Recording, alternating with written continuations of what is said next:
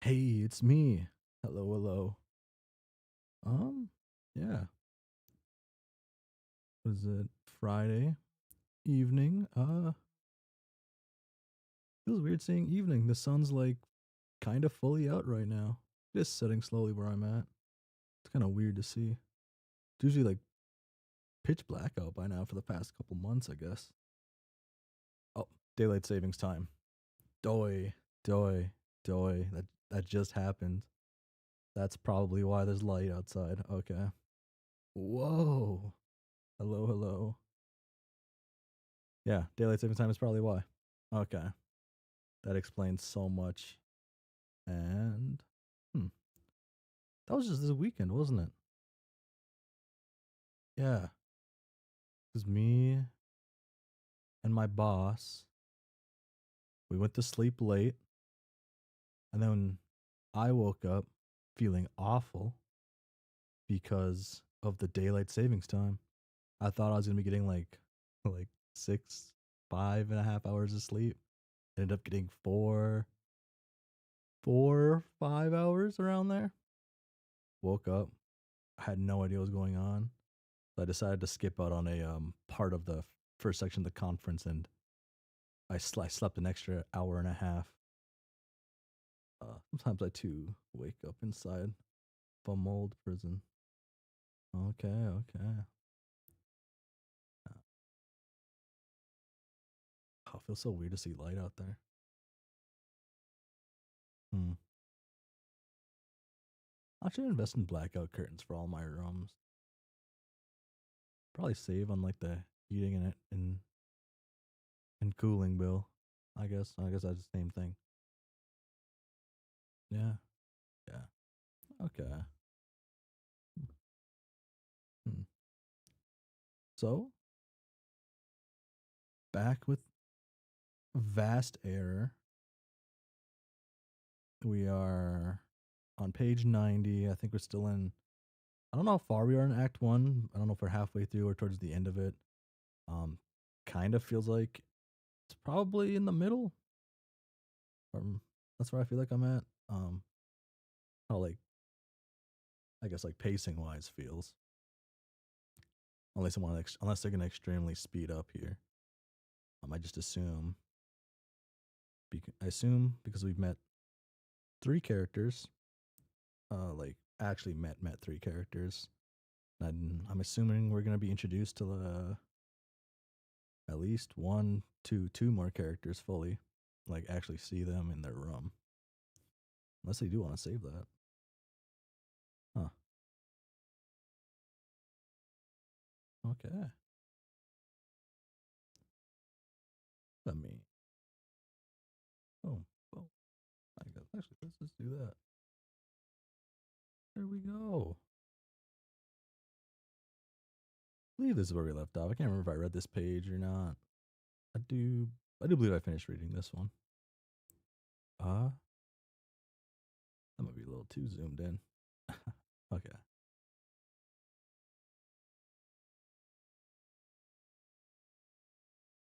Shiny.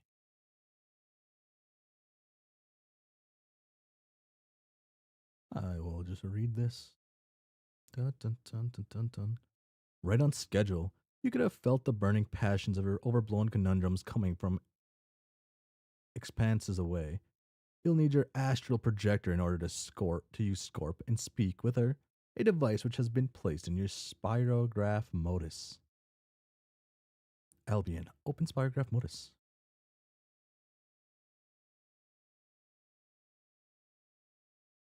How's this work? I guess it's gonna tell me here in a moment. I missed most of the first stream, so this is all new to you. Um, you just missed all the buildup. It should just be paying off now. You get only the good spots. There's the tripod there. Is this thing? Oh, I'll read. Your modus is currently rigged to an 11 card system on a 10-point graph. The astral projector holds a spot in the middle. Oh, that's okay. In the middle, which will always be a white card. It is also surrounded by 5 currently inaccessible black cards and 5 accessible green cards. The center card can be accessed at any time and have something new stored inside in turn. Either of these actions will alter the arrangement of the spirograph. Certain configurations, usually over complex in nature, will have some cards be more accessible than others. If the center card is removed, they will determine which specific card is to be slotted in its place. Same deal if a card is added to the center slot instead. If a card is removed from a position that isn't the center, the configuration will change, but the center card will not. Simpler alterations allow sets of cards to be moved around without changing the configuration of the graph, such as switching between certain ring levels. Removing any of the accessible cards or adding an extra one will change the number of spirograph points accordingly. It shifts depending on how many cards are in the deck. Hmm.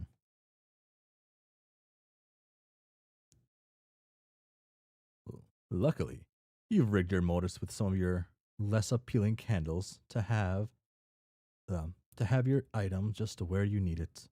The spirograph now allocates one of your translated scrolls into the center card, shifting your potent glop, enhancers, spirit incense, sextant, and grubby juice scented candle to the inner ring as the inaccess cards. Not that you'll be needing them anytime soon. Aren't things much better when you plan ahead? I guess. Albion, use astral projector.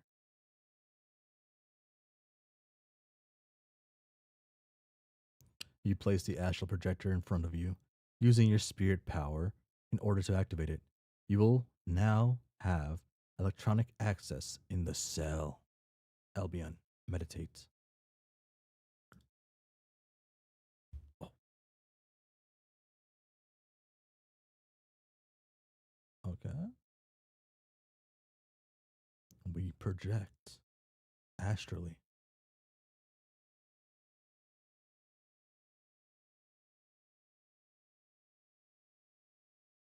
Boom.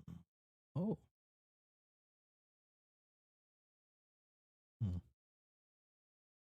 She's in her avatar state almost. Tranquility is an asset harshly underutilized in the minds of others. That is why yours acts as a personal safe haven. Albion, activate Scorp. Scorp. Scorp.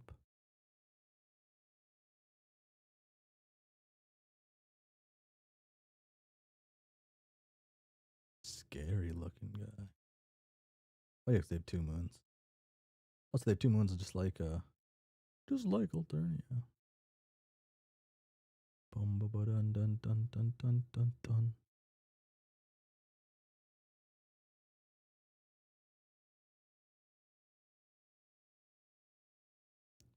Your Scorp theme is called Nebulac Nirvana.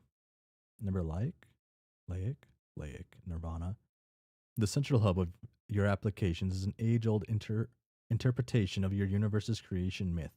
Depicting a world lacking turmoil, this piece has always spoken to you on a fundamental level, as if it's the being you are meant to become in time. Ah. Telbion, answer Taz. Hey, Elion. So I just go. Oh, I just got a shitty bunch of messages from UK. Pernicious overkill.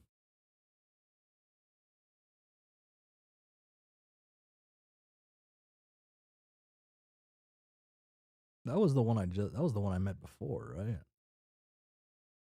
Hold on. I gotta double check. I'm pretty sure that's the troll we met before, because they wouldn't repeat colors, right? Let's cheat and go to log. Boom, boom.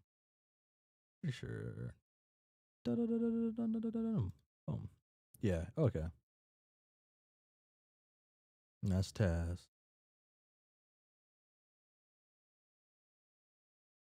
How, what did I try to do for them? Huh. Boom, dun, dun.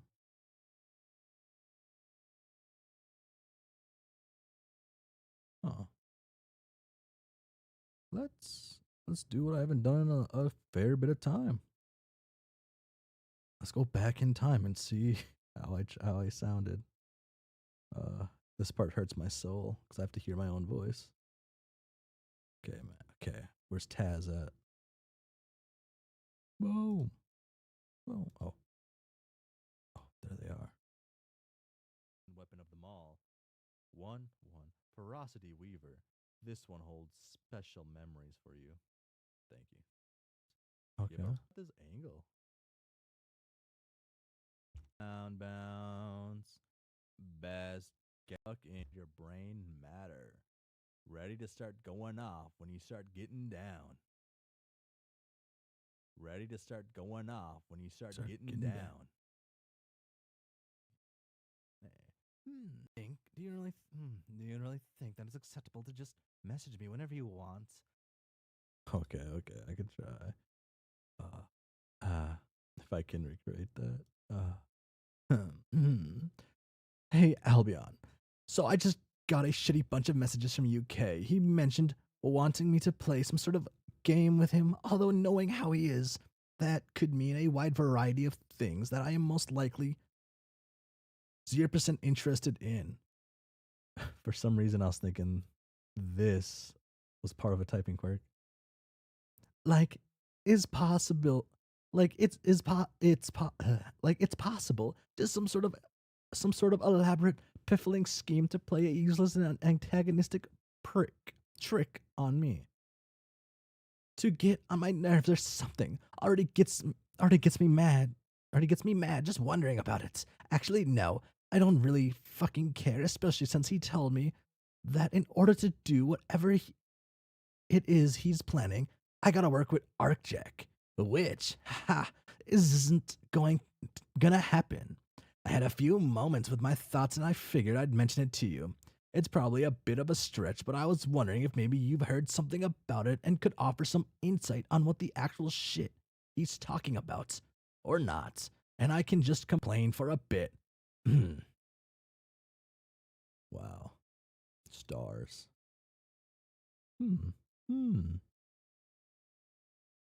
Ba, bum, bum, bum, bum.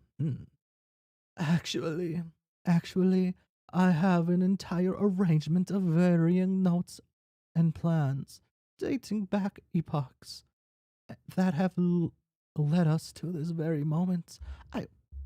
I was waiting for you to message me so I could explain them in large amounts of detail. What? Really? Hello, good evening. Good evening. It is the evening in the real person time zone. What? What? What? Really? No. Fuck you. I'm not sure what you were expecting, but really, it shouldn't be me having all the answers. At least not all of the time. Well, actually, I guess you technically weren't expecting that, but really the expectations on the matter aren't the exact matter at hand, right? Well, no, I hadn't actually been expecting you to know, but then you raised my hopes and lied to me. Now I'm just confused. Do you know something or not? I know approximately a few things. Like most of us, I'm not really sure what exactly he is referring to, but I do know that this is the night in which our planet begins to crumble, and I will have to save you and everybody else. Ooh. I'm late. Hello, late. Hello, late. Welcome to the stream. uh, now, now you're also just being vague and kind of foreboding. I don't really appreciate that right now. Taz, did you forget that we have big plans today? The plans that my life and all the others have been setting up to? Yes, because I really can't absorb all these viciously wrong prophetic sentiments. Speaking of the sentiments, this seems like the best time to bring this up. Perhaps you should talk to him. Oh no. Albion, no. Don't make me. Bah. TMT. Good face. I won't make you do anything. I will tell you that this is a wise choice. and will make you both feel just a little more, uh, a little better about each other. You have spent so much time trying to grab his attention, but not so much attempting to really speak to him. I don't have a lot I can say, not regarding the actual topic. I know what I must do right now, and later I have a meeting that will be putting us all in motion towards the end. Do what you feel is best, or rather, please take a moment to do what I would do. And a little while later, bop. The bard and the sylph do indeed speak again. It goes as well as it can. Bop. Oh,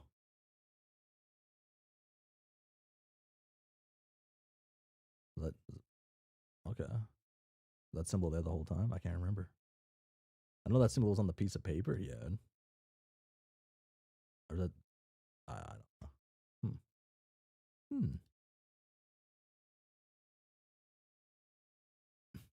Fucking hmm. Fucking why is this even important? Not a single person has spewed anything coherent at me yet today, and it's really blowing me up. I don't have a I don't have the faintest idea what you're referring to, other than the fact that I apparently need to participate. Some clearer instructions are vital if anything is going to happen on my end. If you can just do that much for me, and if I think it's a damn reasonable explanation, I'll think about it. But I don't want to know why. Really? There is only one matter that needs to be made clear tonight. The world as we know it will end, and after completing my merger, I will save you, our friends, and what little of our species remains. Cough. And what little of our species remains. With my new profound quiddity, really I should probably already be saying goodbye because soon enough I won't be myself anymore. Okay, okay. Hmm. Yeah, you, you gave me an explanation, which is all I really asked for, I guess. I still don't feel like I'm getting any of it, nor do I believe it, but this is more of an answer than anything else I've gotten so far. The passiveness you're showing is starting to concern me. I need this to be taken seriously. It's quite literally a matter of life or death on a planetary scale, and for once I need your assistance and compliance. Your reactions should not have been so lukewarm. I don't know what you expected from me. I don't know. I don't know how you expected me to react to something like that. You just told me out of nowhere. Oh, that the world is about to fall apart and you're disappearing somehow. That's a pretty exorbitant, yeah, load to drop on my doorstep, but you still expect me to play along. Not to mention, I don't even fucking understand it. You know, I don't believe in the predestined shit. I was trying my absolute hardest to kind of not completely explode on you, but what you're saying is fucking ridiculous. I'm obviously not going to abandon you if something is actually happening. But what kind of help do you really want? You pretty much never need anything from me, at least not with anything so major. You're always so on top of everything. You're so perfect in a way in a way it's a special kind of terrifying, but I'm not happy at all with what you're trying to tell me. And I'm not going to just lie down and accept it. What do you even want me to do? I want you to believe in me, and I want you to listen to what I have to say. There is not any more time, however. They won't wait for us, so I need to leave you. But I promise, you'll see me again sooner than you think, even if it won't be truly me. Olavida? Oliva? Closed brackets. Supposed to be a face or just closed brackets? Oh, boom.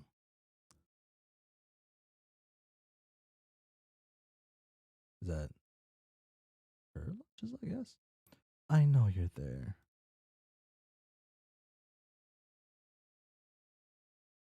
Diamond. Are you ready to join me, my guardian? We are sorry, our child. There is something we must tell you, and a divine intervention that you deserve to be ready for before it comes to pass. I could sense the tension in your writhing. Writhing? Please explain.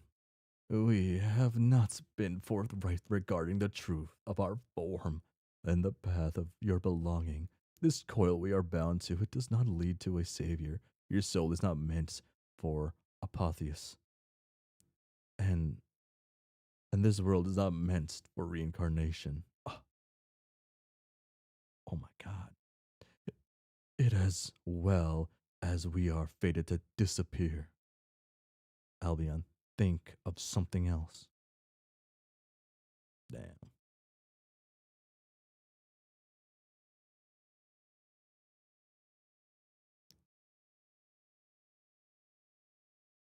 There's that poster. It looks familiar, kinda. Rock guy.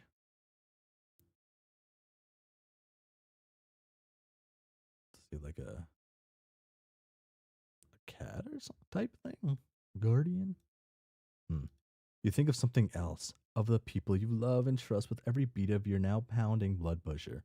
One of these people happens to be this scruffy young man who is next on our list of points to cross. His thoughts are cast as down towards the ground as his feet. His mouth is tightly shut and his ears are wide open. Not that he would be able to hear these musings right now, even if he tried to, but he, much like all the other relevant actors in this show, will know the osseous rattle of my voice sooner rather than later. Who is he, though? Let us become him and find out, even if I'm already well aware of the answer. Enter name. Is Godzilla. Okay, okay, that's why it seemed familiar. Is Godzilla just is real in this universe? No, no, it can't be. Is he a mega nerd with that? They're all mega nerds. Okay, it was just how the webcams look. Okay. That explains that last thing. Huh.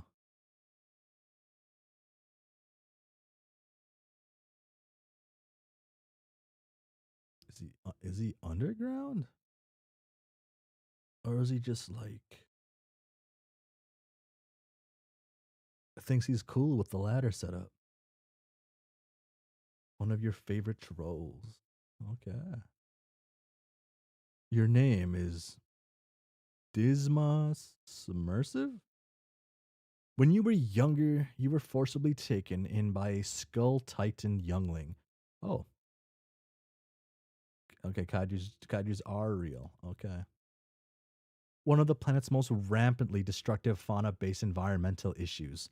Once these creatures were thought to be extinct due to both the extensive architectural architectural battles waged against them and their penchant for frivolously picking fights with the other ultra beasts of burden. Ultra beasts of burden. UBB. No, UBB. In actuality, a select few of them managed to survive, burrowing deep into the planet's core and retreating into obscurity. For eons, they survived solely off the radiation that your world's center emanates before, before resurfacing without warning, nastier than ever, and ready to battle it out in a bid for the title of ruler of all monstrosities, to everyone else's detriment. Only the weaker minority of the species ever takes on any sort of caretaker role, in nothing more than a self serving ruse that ensures they are fed to potent, irritated ores they crave on the regular. Not complete, not complying with this arrangement would leave you as good as dead. As such, you're forced to mine at the bottom of your neighboring canyon landscape in order to feed your guardian. This doesn't mean that you're not one to rebel against authority. Quite the contrary. In fact, it's an aspiration you've taken a liking to, but consistently overestimate your ability to execute properly. Okay. When was this page set made then? Or are they just co mentioned earlier, or do they just coincidentally make the orange one like that too? Huh.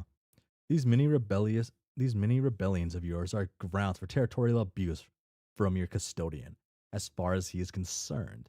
And so you have many scrapes with him over the sweeps, have had many scrapes with him over the sweeps. The poison in his claws alone would usually be more than enough to kill, but your body has a pseudo healing factor that mends your wounds. Like like Wolverine, albeit leaving you scarred and disfigured in the process. Oh, he's okay. He's more like Deadpool's healing factor. Is everyone gonna have like a Deadpool? No, no, only a few of them have. You're extremely sensitive about this, and making sure to cover yourself up as much as possible. The majority of your time is taken up studying old documentary tapes in order to find a way to personally murder him, and also the rest of his ilk of crust dwelling abominations. Of course. Oh, and sometimes you're forced to play games. Your troll tag is gigantus delib- debil- debilitation. Yeah. And your reserved tone is rather sharp. What will you do? Dismas prepared for the end of the world. Up. Done.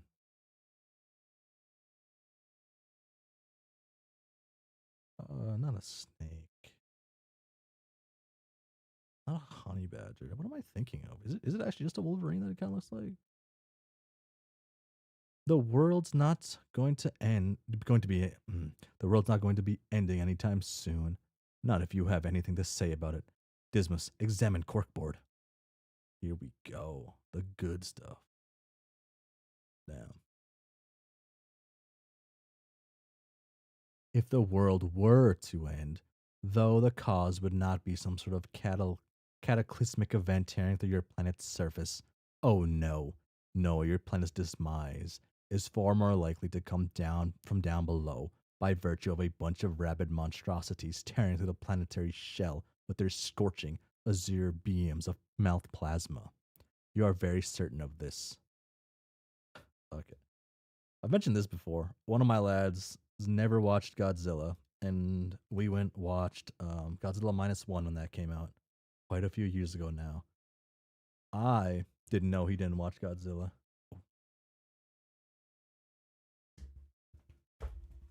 Oh, I gotta turn this on now. Boom. Yeah, he never watched Godzilla. Oh, sorry, there's like beeping. That shouldn't pop up. I think I'm good on that. He's never watched Godzilla. The and he was very surprised when Godzilla had the atomic breath. At that point in the movie, he was like, he figured out that they're not really gonna be able to beat him, which is pretty neat. Oh, okay, yeah. Hopefully, I sound okay. I don't know if I like how voice voice thingies sound because this is like my voice isolation I use. I use a Clear. I've tried a couple other ones. Clear's worked the best for me. I kind of like it a little better. I have a lot of things you can do on it. There's just the default normal sound, and this controls like background noise. If I turn it up, you might be able to hear more background noise. Okay, nothing's coming through. It just when does stuff does come through. But it also does change how I sound and also adds an extra delay to everything. Okay, back to this. Similarly to the majority of the lower blood caste, these creatures have evolved to further enhance their already powerful forms with innate survival abilities. Although, as far as your custodian question is concerned, these skills are not utilized for anything other than making your life hell. You possess an extensive collection of notes detailing Skull Titan powers and battle habits, based on what you were able to analyze on film and through first hand experience, as well as the most effective strategies of taking them down. You have refined these strategies by testing them on small scale training dummies. In the past, the best method was to use mechanized technology more specifically, controlled fighter savages to fend them off. But these units were all decimated a long time ago. Most techniques from back then are unavailable to this day, which is truly a shame. Those flimsy knockoff slime powered mech suits that constitute the current modern standard just do not make for good combat ready machinery. Ba-da-dum. Dismas. Dismas. Examine burnt out ore. Is that the funniest way to say that name? You like to sneak these into your guardian's meals when he's feeling particularly ravenous to see if he'll choke. You know, just your personal day-to-day acts of anarchy that are bound to spectacularly backfire on your ass at some point, as such things are wont do. It's not exactly advisable to be touching this or any of the other ores you feed to your luscious at all, as the toxicity of our oh wait, no, yeah, of our cities, of our city. Is it? It's city, huh? Oh, I haven't listened to System of a Down in like a year. I gotta, I gotta put them back on the forefront for a little bit. These things are packed shoot straight These things pack shoots straight through the metaphorical roof. But over the course of time and many disfigured body parts, you've developed a certain tolerance to this stuff. Dismiss examine tapes.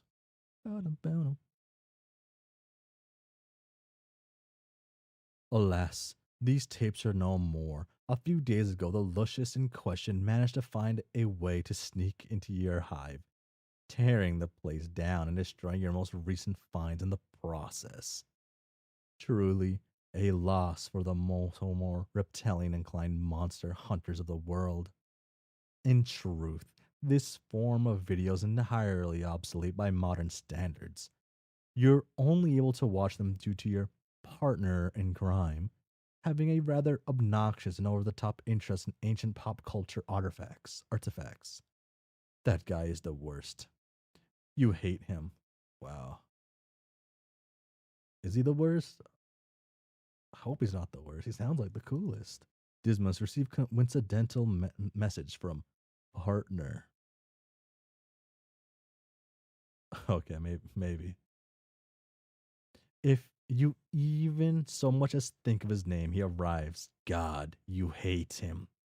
You're going to have to answer him on mobile Scorp with your cheap old trilobites. It's a burner phone. Nobody goes out of their way to use this insectoid tech anymore, unless they have to. Despite being much more clean and compact, mobile Skype somehow manages to just be as bad as the original program, which you can't even use anymore after you created a theme titled Lizard Slaughter Litany that proceeded to crash your entire system. You have a rather bad habit of fucking things up for yourself over and over again on a near constant basis. It's kind of your thing. Dismiss. Manage. Answer UK. Boom. Hmm. Hmm. I need one moment. Let's. Yeah, I need one more. So I'll do this and then yeah. Be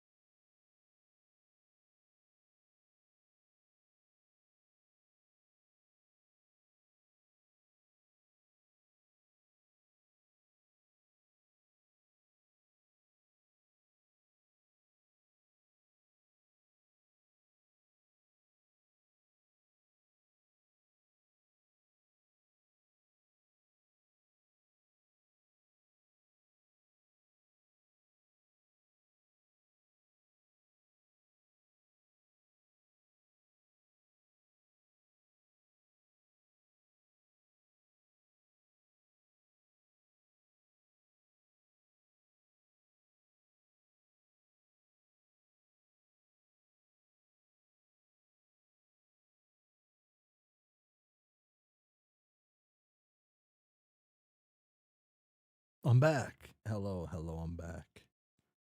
Uh, these are terrible Jakes. I actually don't know what they all are. I don't. I just went grabbed a giant list, parsed through it partially, but who doesn't like little wordplay? Which button is the one I need now? Is it this button? Yeah. Welcome back. Thank you. Thank you. Jakes.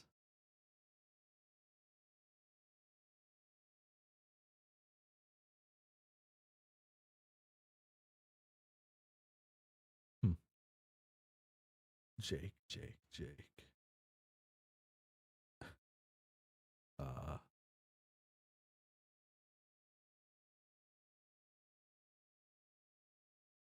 I just so I'm assuming the epilogues. Jake and Jane gonna have a million kids, gazillion kids. Um, in a way, like everything that lives in that world is kind of their kids, kind of. Oh, well, yeah, I'll say that. Yes. Okay. How did I try to make this guy sound again?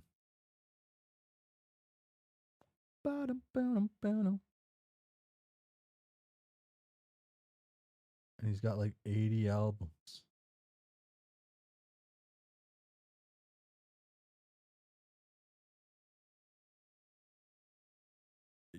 I don't think I've ever actually like sat down to listen to Gucci Mane.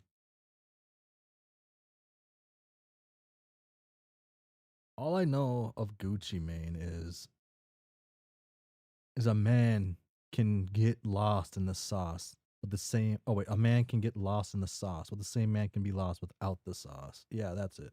That's the one. Yeah, that's kind of all I know about Gucci Mane. I love that quote. I live by that quote.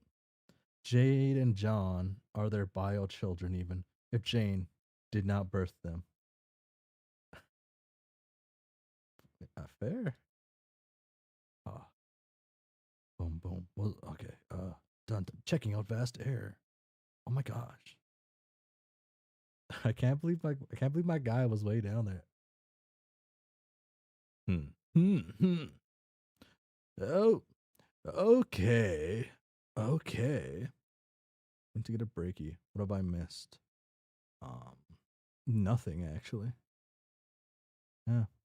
Okay. Oh. I already forgot how I sounded. Okay. Okay. Okay. All right. Mr. Three Scar General over there. Over there. Let me just go ahead and give you the word of the moment so we can keep things nice and clear without going sack deep into the extraneous pissy shitty. Hmm. Hmm. Ni- nice and clear without going sack deep. Maybe that. Maybe that.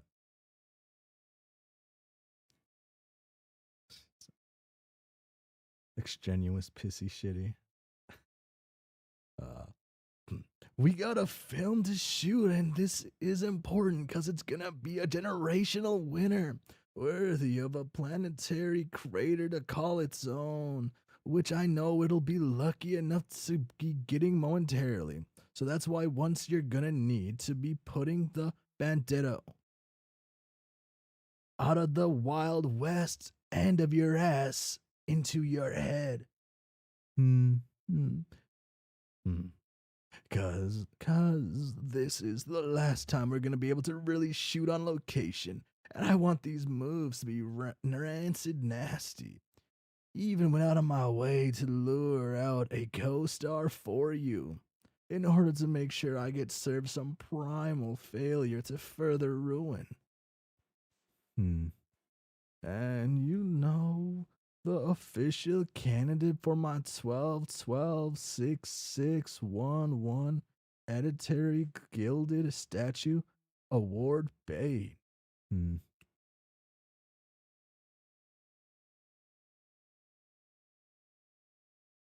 No, no, no, no, no, no, no, no. No, no, no, no, no, no, no, no, no, no. I'm, I'm. Hmm. No, no. I'm not going outside.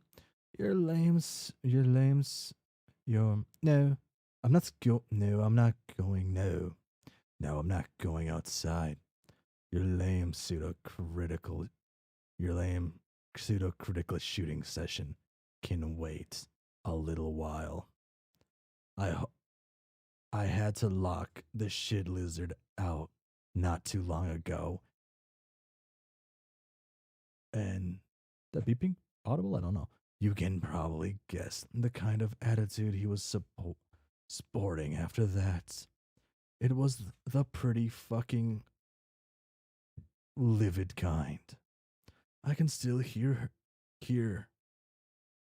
I can still hear him scratching around and trying to make a scene every once in a while.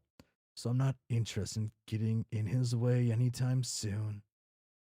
Staying put is far more compelling from where I'm standing, which is inside my hive and will remain that way for the foreseeable future.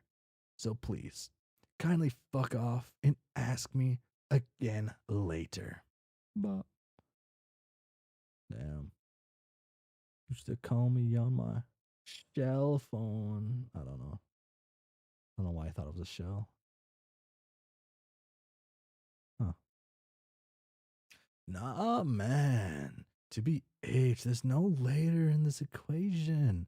You're trying to solve my word riddles again, but there's no possible outcome except the same fucking end variable I tried to start with. Word from DIE. You're so dramatic. Not telling you exactly why I don't want to go outside, in case you hadn't noticed. What else could possibly be happening right now that is so insanely catastrophic? Well, well, let me speak in a language that you might understand a little clearer than normal. Keep my verbiage more or less squeaky. You remember the story I let you in on about the boner man? Boner man. Yeah. How well do you remember it? Considering all the shit that you insist on spewing out of your hole, probably only in the vaguest terms. UDI. How many times am I gonna need to re explain my life story tonight? Tonight. By always going down lower. Well, I know you're just going to disclose it all over again, no matter what I say, since my memory is clearly not going to your standards. So go ahead, take the floor. Went to get a break. What I miss? The boner man smile.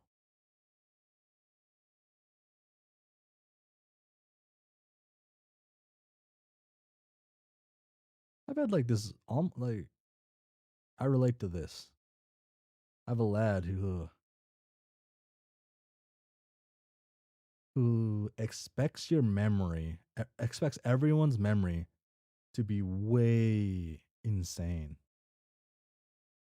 Like it's one of the guys I talked to Homestuck with. I'll forget one thing in a certain part. I'll be talking about stuff with him, then he'll mention it, and I'll be like, "Oh, okay, yeah." And he just doesn't. He gets upset that I don't remember. Maybe upset's that's like hyperbole. He's a little like annoyed by that. Uh, but he says he is not a Homestuck. But he seems to know more about Homestuck than the Homestucks I know. Got to be taking notes. Man, it's on stuff you wouldn't even like take notes on either, though. It's just you have to read the whole story in one go, fully remember every sentence, basically have pic- like uh picture memory. or whatever. You did only read it once so far. Yes. I've read it once. I've gone back quite a bit though to look around at certain parts, and I've read the intermission a couple times. The intermission's out. The first intermission is like genuinely. I don't know if I want to say my favorite like act or little act, but it is at least top three. I really love the intermission. Uh, I wonder if I would have liked the intermission as much though if I started with Problem Sleuth.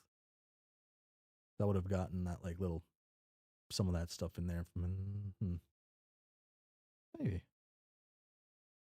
Uh, so so okay, that is his hair, 100%. As I said, I love Act 6, Act 5, Act 1 times 2 combo. Hell yeah. Oh, wait. Oh, okay. I was confused for a second. I thought like his hand was weird. Oh, he's going mining.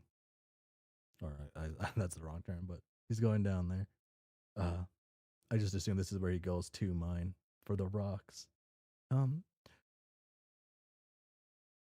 hmm, hmm, hmm. I, hmm, I, I met I met him back when I was about 9 cycles past and some change. A small bound hustler on the move doing anything he could to pull a stack from the water work and make a quick pelf off the stupidest bucks this side of the coast.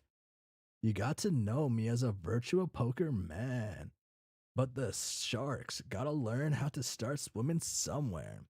And when I was bottom feeding, all I knew to bank were these busted up rock picture dioramas embedded underneath my aisle.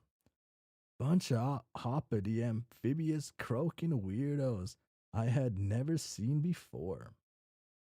Some intense spin patterns and flowers in there too, but I didn't care about no purpose, no rhyme, no reason. Just chips and dineros, dinner.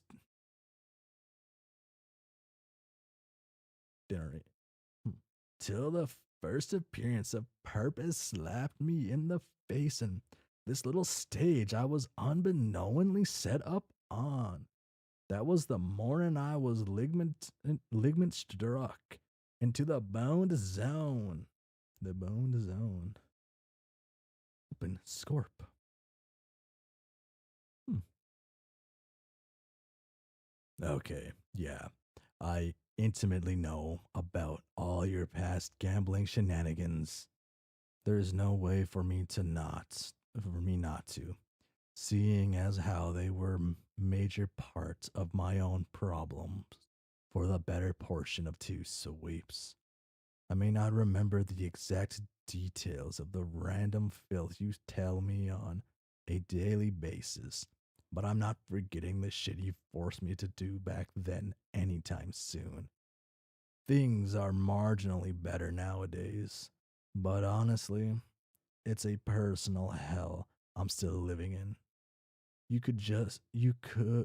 you could just make it the vul, valuable information I thought you were going to deliver in the first place, that would be great. Don't interrupt. This is integral tissue mouth. Down. Ow. Ow. Dude came at me in a dream, bigger and more sloppy posed than a bulge flogging on a warm slip and slide.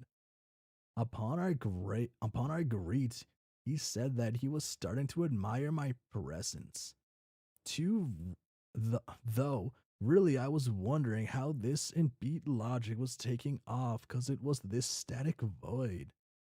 TF, was I walking on? Also, how was I hearing him, and why weren't my fins on the verge of an orchestrated blowout? These were the mysteries of a young me.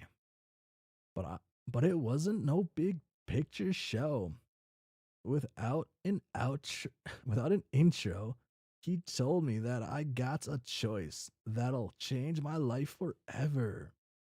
A choice that if I accepted, I'd be granted in a similar fashion down the line over and over again. A certain reaction in the role of destinies that would promptly be mind pilled into if I took the shot. Ah, hmm. Hope I like that one. Hmm.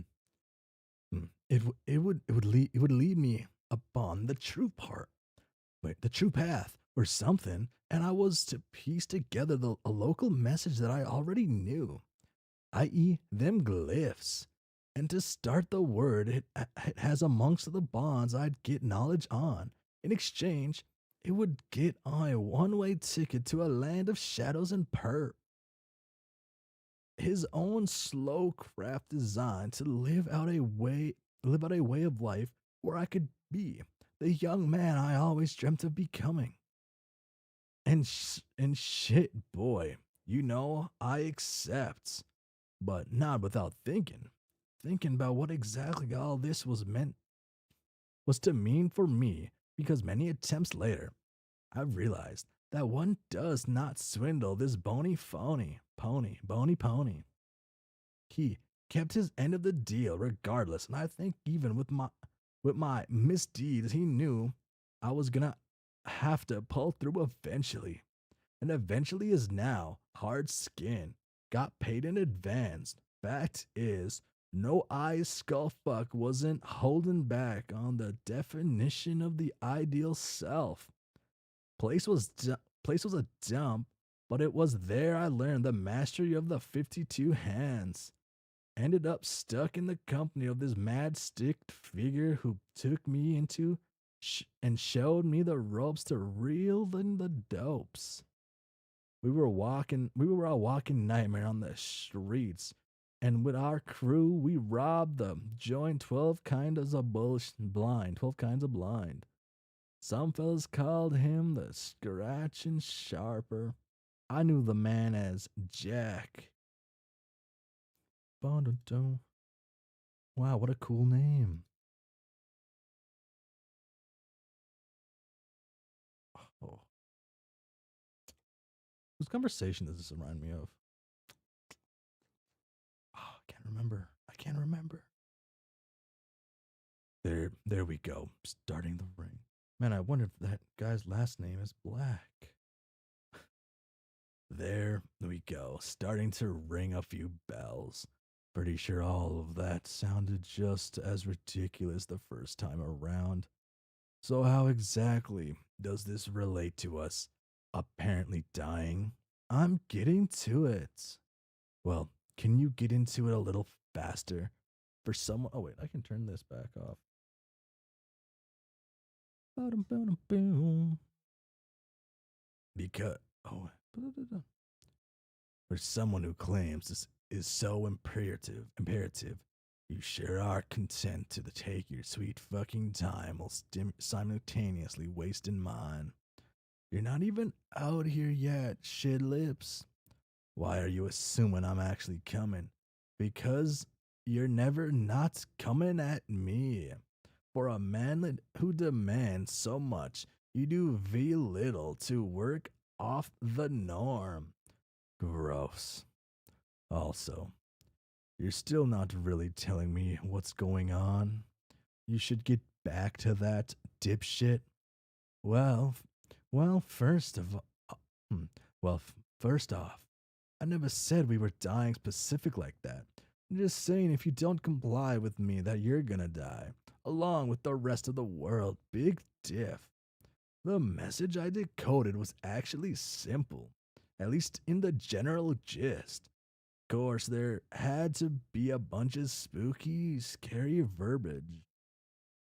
verbiage straight out of the existentialist horror buff's wettest nightmares upon our very last visitation chat through my TV screen. That appears to have been been the closer to this running gag of a round the globe comedy tour he planned on me. But gist is that this place is going to wrap inside into the pits that'll lick our life plate clean until there's nothing but space dust and regret. However, like all good points in a running plotline, when the going gets tough, there's a loophole ready to make it nice and easy as we inch our way in. Method's not practical, but then again, neither is our grand finale. Hmm. Ba-dum, boom. Well, well, if you're the only one who has all this exclusive know how on the situation and what to do about it, why exactly do I need to be involved? Can you never deal with any of your shit without dragging me along for the ride? What are you about to force me to do? About to force me to do for you this time? What I'm about to do is save your sorry ass another halfways from the cycle along with every other one of you sorry sacks of mashed contractions. We're fixing to ride the loophole all the way out of this rig, and you're gonna be the man that gets me in full deep into the mess. In fact, soon you'll be just like me. All of you will, but as of right now, I gotta push the direction of the man. But don't you worry about that. I got thousands of gears in progression, and I got a majority of the clan shoved into the pile. Right now, though, I'm setting up with your dream life before the dream life we're gonna share. Better get here quick. I'm almost out. This better be worth it. Boom. Boom. What's up? Boob droid. Drone. That's a good name. That's a good name. I love dumb things. This is not worth it.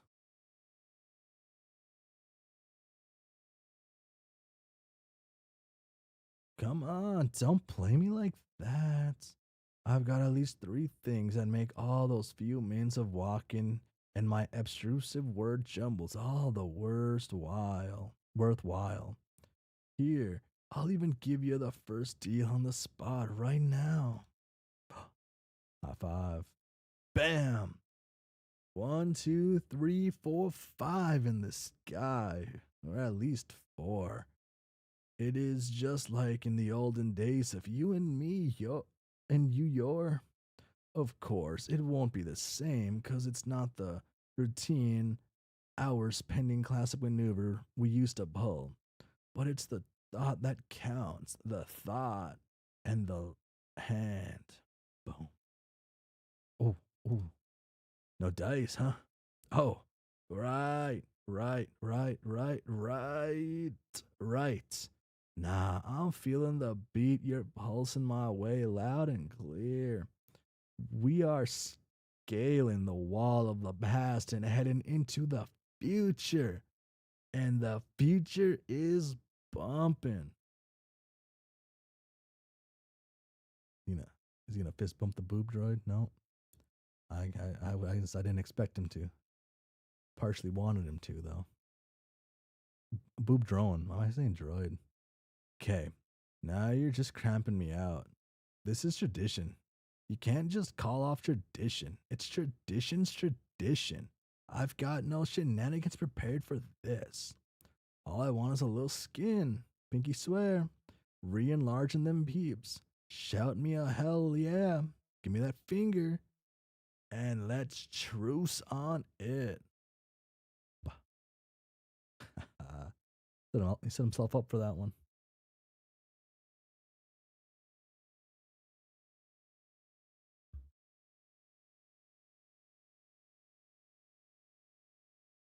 Sure. How about this one? Boom. Oh, Get that the fuck out of here. Down, down, down, down. Oh. Oh. Fucking God. You just had to hit me right on the mark, didn't you? How can that ridiculous thing even swat so hard and stay properly afloat? I can't stand it. Doesn't help that I'm staring at nothing but a lens. I bet you feel awfully proud of yourself with that cheap shot sheltered behind your bastardized remote controlled auxiliary. Not that I'm surprised, mind you. Cheap shots are all you're ever good for. That, and further salting my wounds. Wow, wow. That's you right now. If you close your deformed maw, maybe I'll find a way to feed you some grubby juice and pacify your incessant need to shit over everything I have ever done for you. Got a real neat device that sprouts it right at the chest nubbery for easy peasy, for ease peas, suckle action. I wouldn't be able to close it even if I wanted to. Something you just made a bit worse for the moment. Whatever you've got to give is not going to be staying put. I'd call that most accurate representation of what you've done for me. I've I've always done so much more for you than you think, bro. Spend most of more time being grateful for the mind gift I give, and then you will know wisdom like no other. Though it seems I haven't even gotten to my two other needed in this moment to show offs, and already you got those tears rolling.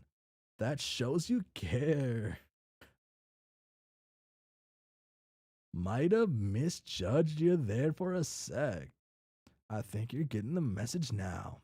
But can I get to the good part? Literally, what good part is there? Yeah, by all means, please give me one fragment of a reason as to why I even come out here in the first place.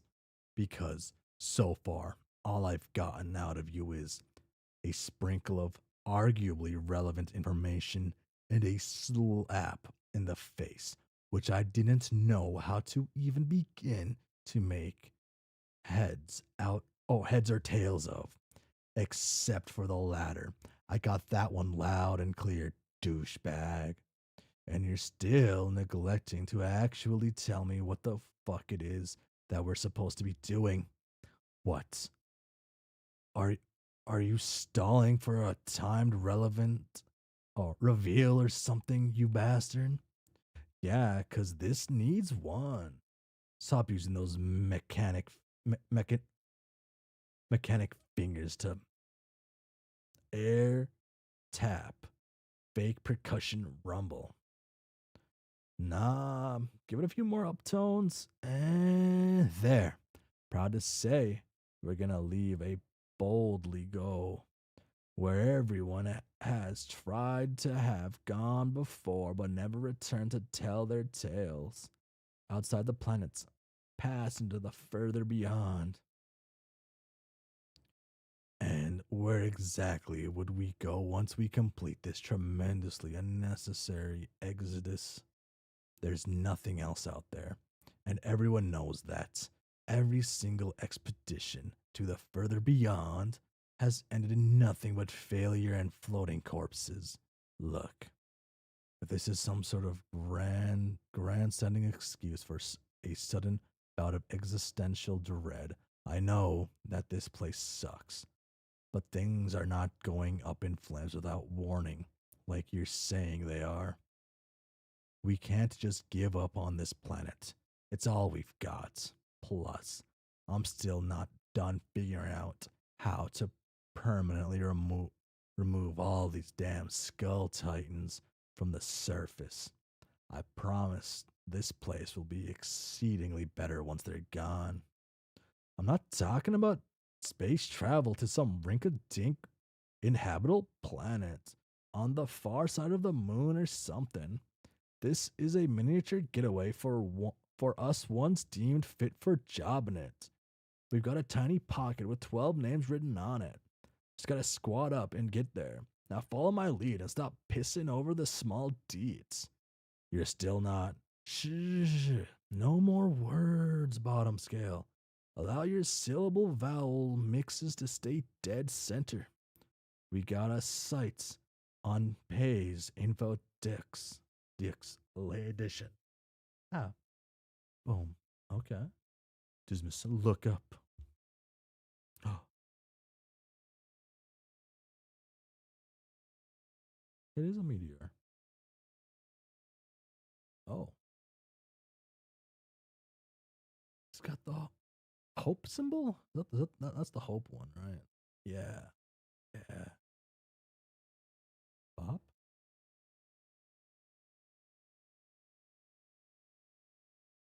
What kind of face is that? Sorry, I'm just like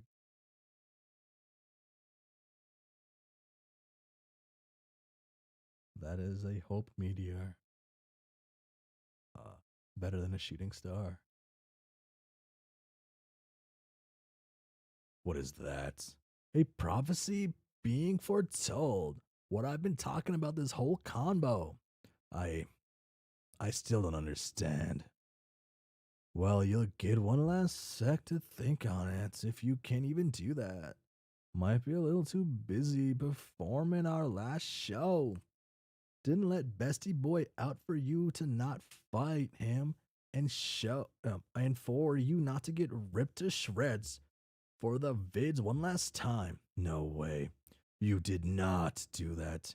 If you just did what I think you did, I'm losing all faith in you and everything you do or say from this point forward, no matter how severe. SMH, not my fault. You don't know how to roll with priority matters.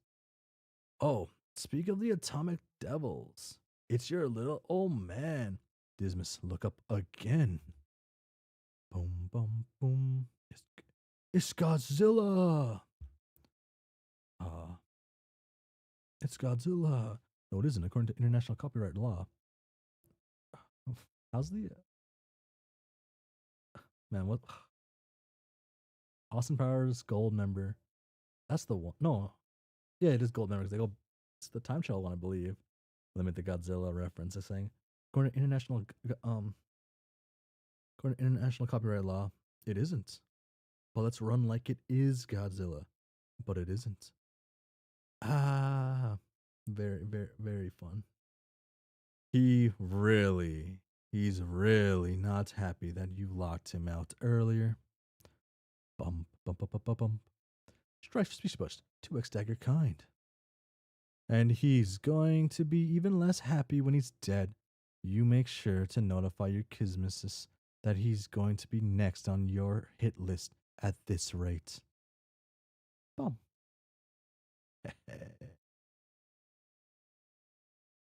uh, the Kismesis who we briefly met earlier in this story proceeds to inform you that this could all have been avoided if only you gave high fives responsibly. You discern this notion as an absolute crock of shit because you've known him for many long suffering sweeps, to which he immediately agrees. He then starts recording the action that's about to take place. You're going to be busy for a while. This works just fine for us, as it's time for the new introduction. Let's take a closer look at this antagonistic young man.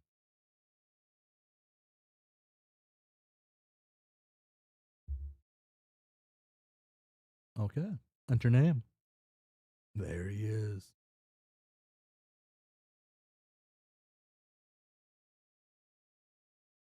Is that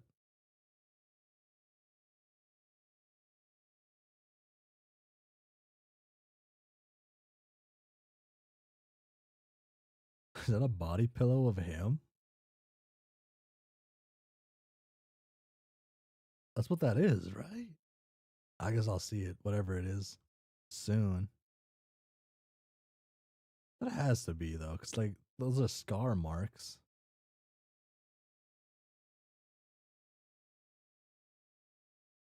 Or is it just him? Huh.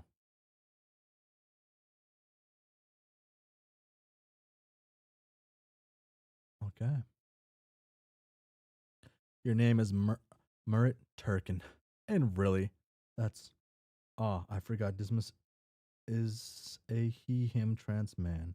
In this guy, well. And really, that's all most people need to know about you.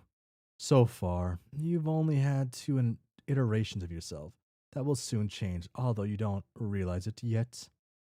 In the far past, you used to be a salesman of dubious credibility after your dream self was awoken on the moon of Durst by making a deal with a stranger. A small group of cheats, known as the Dead Shufflers, took you in as a hostage to the Black Queen. He, she, they, fuck it, don't matter.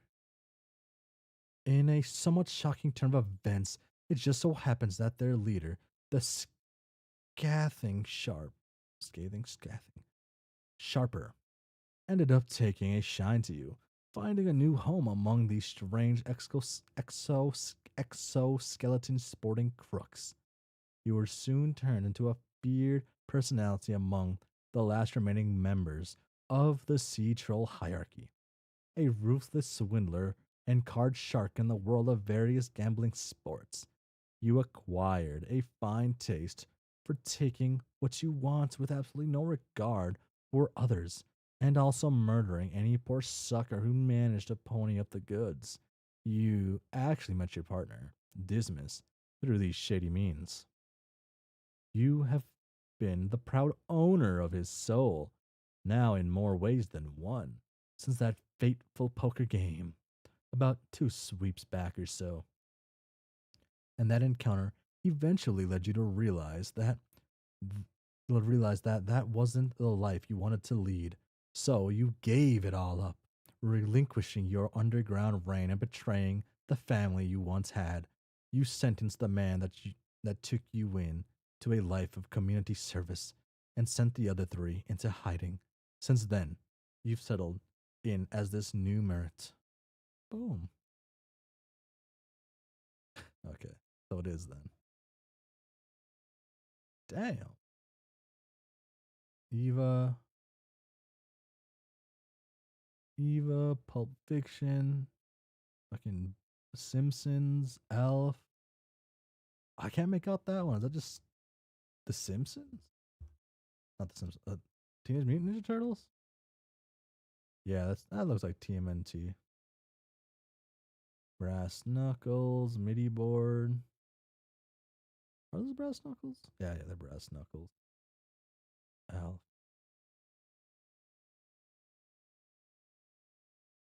Damn. I kind of vibe with the guy, even though he's not. I kind of vibe with him a little bit. Boom. Hmm.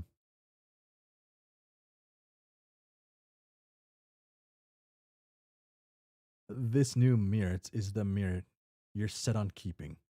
And as with any proper personality, he also has a number of interests. A lot of your time has gone to fulfilling your end of the bargain with the aforementioned stranger that woke your dream self, with a subsection of it being devoted to trying to give him the slip. These attempts have all failed spectacularly, although they were quite entertaining to watch at times. Since then, you've resigned yourself to personally decoding the hieroglyphs found inside an ancient and ruined temple, which sported your visage of a curious amphibious creature you're pretty sure doesn't actually exist. And you finally completed your work on the front tonight. Other than that, you are very prone to boredom on your tropical island in the middle of nowhere. You know, the kind with coconuts and shits. They sadly don't make for entertaining company. So you've taken matters into your own hands and rigged your hive with an insurmountable number of booby traps that could kill you at any second just for the sheer thrill of it. Dangerous fun has always been better than no fun at all in your book. You also like to collect a number of ancient cultural artifacts, most of them coming from the Renaissance. You're particularly invested in old media systems and esoteric entertainment from the time period. This collection is proudly displayed on your, also lovingly procured, set of televisions and videotapes, the entirety of which you leave running on something at all times, all at once. Damn, this guy Jade Harley. True. As a bit of a side hustle, you've also managed to modify the technology you uncovered rather well. Many of these objects have been turned into your monitors and drones that you use to keep tabs on your friends. You enjoy waiting for them to fuck up spectacularly and then record these moments so you can not make surreal comedy mashups of their misfortunes. And despite the fact that you post these everywhere, you ensure they are accessible to you alone. Anyone who clicks on your video links is subjected to a hot load of obtrusive redirections and nasty viruses. Really, you'd like to think that your best attributes are the dedication you bring to all these hobbies. None of it comes even close, however, to the sheer magnitude of effort you put into showing your affiliation with erotic countercultural art pieces. The hentai art movement in particular made a lot of waves during its prime. Truth be told, this didn't start as a genuine personal interest. Rather, it was a response to another's interests, a countermeasure to show him how utterly shitty his beliefs are. And sometimes, in order to really prove a point, you need to take that extra step. Countless hours of research, reading, watching, and going as far as making a dungeon of solitude in relation to it, all to make the guys that much more believable. It's gotten so bad that you're not even sure if you're still doing this facetiously or not. But also, but other people don't need to know if you're being honest, and neither do you. It's all part of the show. Your troll tag is unclasped kahuna, and you speak in a staticky manner that no one even gets. What will you do? Mert, fondly regard, past Mert.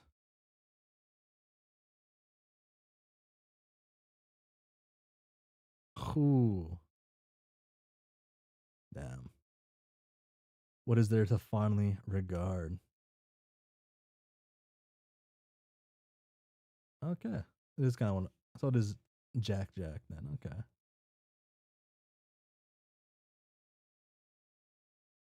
That one's his.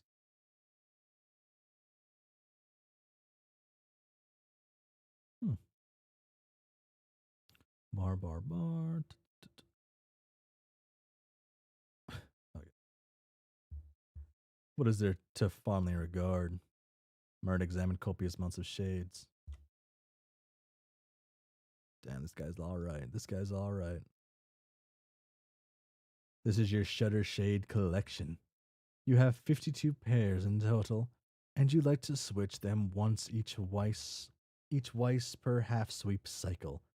They're a staple of your wardrobe that subtly hints at the hidden depths of your personality, keeping your eyes open, yet concealed from onlookers at all times. Poof.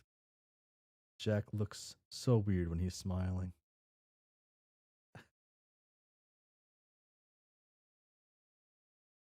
Is that why he looks so weird? Or is it the suit? That's the real question. Oh, what are those? Probably more shades. No. Hmm. Nah, as if you just enjoy the simple pleasure of being kind of weird in your idiosyncrasies, carefully cultivated for maximum aggravative potential. Your friends love it. Mert, examine launchpad. Damn.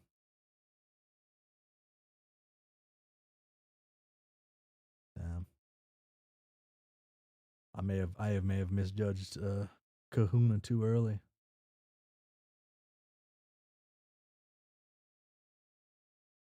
You frequently use this thing when you're working on your video mashup collections. Really brings it all together. That's the power of a wacky FX and deep frying. Each button has a specific function attached to it that messes the video up something fierce, although some fall more on the useless side of things. This one, for example, is just a long clip of someone screaming. You proceed to press the button and listen to the anguished wail for many minutes. Well, Mertz, examine the mysterious ancient entertainment hubs.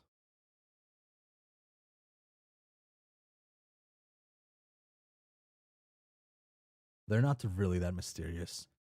Just really old and outdated televisions. You cherish them regardless, as per your previously stated esoteric and es- esle- eclectic taste. These films, these films show, these films and shows are all hundreds, if not thousands, of sweeps old. You're only able to watch them due to the stray wreckage you gather and repurpose to this end. Well, that and these tapes are supposed to be virtually indestructible. And you guess you could watch the one show that's still airing on modern era television, but the drastic decline in quality gives you a bit of a bit on pause. Ah. On the other hand, you'd like to leave the good shows playing on repeats, the ones that make you contemplate your own existence as much as you contemplate the workings of media itself. Mert, examine Dismas potty pillow. Oh, we get the up close action on it.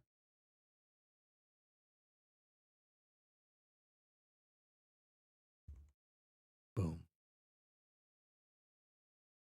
Is there a backside? The absolute pride of your entire collection. You made it yourself. Ordinarily, this sort of thing would be used as part of an imaginary physical courtship ceremony, but you and he have long since crossed that particular bridge. You just like having him around whenever you want him. Oh, yes, I suppose I should explain what that means. I've brought up quite a few terms that have been left unexplained thus far. Let's get that out of the way now, shall we? Explain species mating procedures.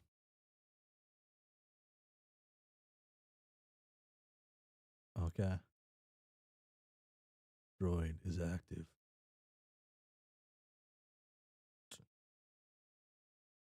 Feelings and how to destroy them.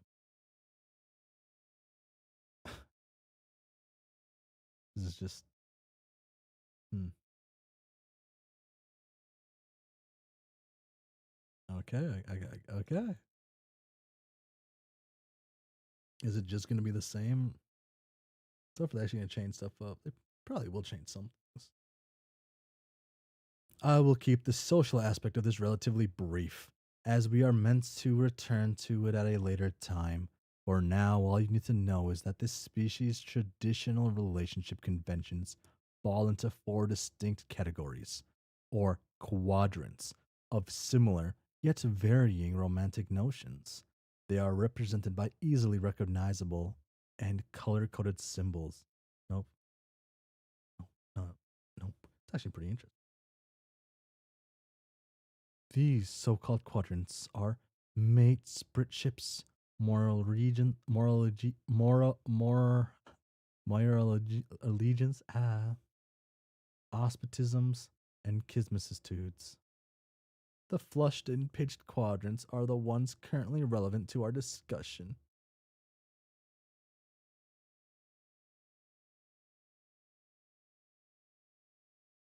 Ba ba ba ba da da dun. The former being characterized by a tender, more compassionate form of love, and the latter being much more tumultuous, and contentious, both nonetheless equally as affectionate and important to these trolls. Will that make a noise? That probably did make a noise. I was moving the mic. And what a remarkable sentimental band of creatures they are. Yes, trolls take their courtship rather seriously, almost to the point of being territorial on the issue. Finding a mate is the farthest thing from fun and games for these starry eyed, souls. Even the initial choice of whom to romantically pursue is taken with great ponderance by most, and it is hardly, if ever, made on a whim and without due consideration. Sexual intimacy of any kind comes much, much later in the process, long after this special someone has been duly chosen. The stakes here are usually unusually high for what you would ordinarily expect from physical coupling, as this experience is rather life altering, not by the nature of the act, but by the fact that doing so completely closes a troll off from ever bonding in such a manner with another. Each person only gets two shots at making this decision, one for either sexually intimate quadrants. Any further details on this front, however, are not important to us at present. You see, reproduction on this planet is not dependent on intercourse. Rather, it is actualized by artificial cloning. And if you select the moments over the course of a troll's lifespan, they will be asked to go to their most conveniently located reproduction stable in order to leave behind some form of genetic material. These samples are to be handed off to the helpful and friendly service droids, robotic assistants charged with ensuring your personal stable is as comfortable as possible, as you give back to society in the most literal sense there is. Yeep, Bucket Jorkin. These offerings can be as straightforward as a strand of hair, or if one is more traditionally inclined, a sample of either blood or seed. After receiving the genetic material of choice, the droid then transfers it to a classified facility where it will be stored until it is time to mechanically pupate new younglings, grubs, as they call them. These grubs are crafted to be similar, yet different from their precursors, carrying their lineage and symbols back into the outside world once they mature. The precursors in the question will then be known as the newer generation's ancestors, and it is customary for them to be long dead by the time their descendants have hatched. Okay. Bop. Go down.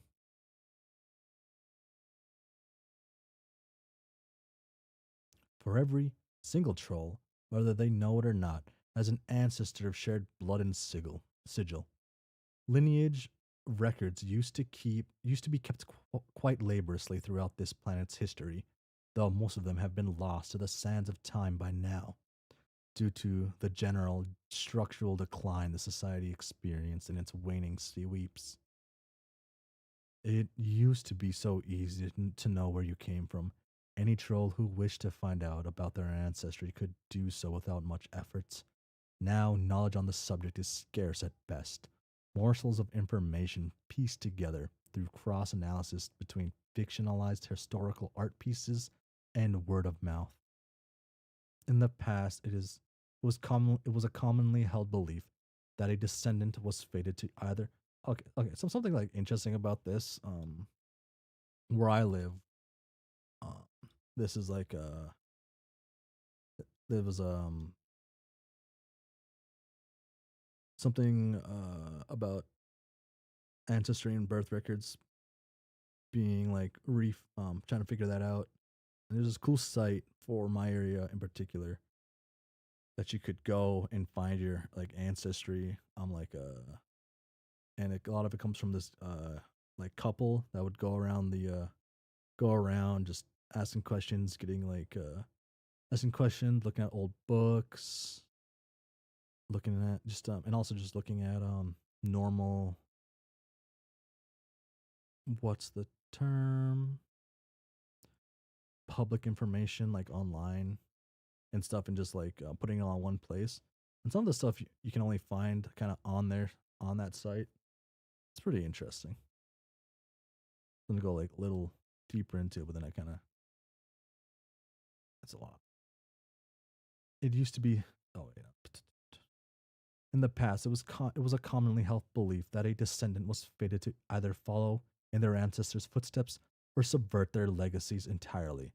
Some of these figures were heralded as champions of virtue or commended as ruthless villains, and as such, many fables have since been crafted regarding the nature of particularly remarkable lives. Figures figures that broke the mold of importance in one way or another, their actions crystallizing into fantastical epics and permanently etched into the cultural consciousness. But no good story ever comes from a place of complete fiction. Our 12 main actors' progenitors stand as a special case in history, as their descendants will also be, provided everything goes according to plan. These ancestors all had a significant hand in crafting the new era their world was ushered into after their passing, as much as they had a hand in destroying it. Key pieces set to push certain events into motion, as tragic as they were regretfully necessary. Their tale is one that is commonly referenced, but never truly grasped in its entirety, an unfortunate consequence of technical inaccuracies, tinged by personal bias, and the loss of reliable information on the subject. Do not worry, this story will also be pieced together as we go along. It does feel as if I'm forcing too much information on you right now from the start, doesn't it? I apologize. Hey, take a drink.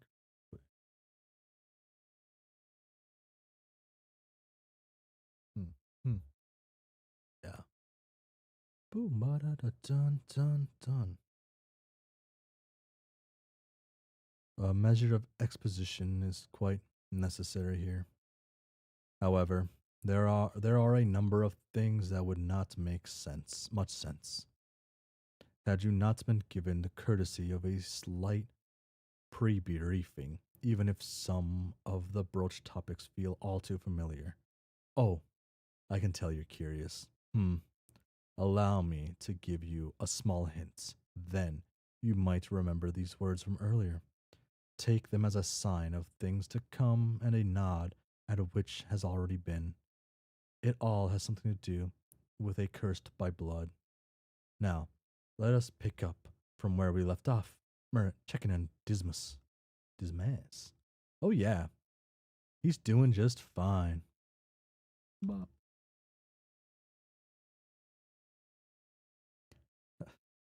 As always, he's giving you the best footage you could possibly ask for.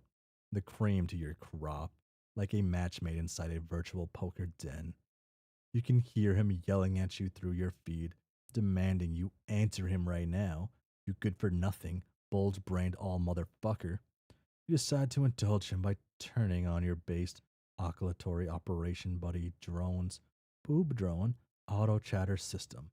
This specific drone continuously states anatomical facts relating to the troll chests. Doesn't seem to be very fond of it. You can tell by all of the incoherent, angry growling. Murray, checking on the blue guy. Blue guy time. Oh. Oh. Okay, they do have like the zombie things or whatever. Yeah. It goes kind of hard. Dun, dun, dun. You check in on the other blue guy. Nothing out of the ordinary here, which is exactly the problem. You think that with the amount of time he spends collecting various corpse parts from the parasitic undead, it would have resulted in at least a couple of yuck-worthy scrapes by now. It's never anything other than some light thriller melodrama fusion with him, though. It's sad, but not the kind of sad you're in the market for. Merit, examine colorful cube. Bop. You've rigged his rudimentary puzzle toy into a weapon to be used against none other than yourself whenever you venture into your underground hall traps. Moving the sides will, in turn, rotate the various walls of the expansive room at different angles, each leading to passageways that, how, that house a wide plethora of rigged devices that lie in wait for you, ready to unleash chaos on your ass. The goal is always the same, though, to reach your beloved hentai dungeon. Oh, busy, popular man. I guess he does spam everybody. Before you can get properly enraptured by your own toys. You remember that there is a plot you need to keep moving along, and your first order of business in that regard is to answer the two friends you've left on the back burner as you took part in your hilarious antics. Merritt, answer monitors. Oh, we get to see the whole gang for the most part. Punching walls, fighting the dead, chilling with a gnome. Chilling with a gnome. Still out cold.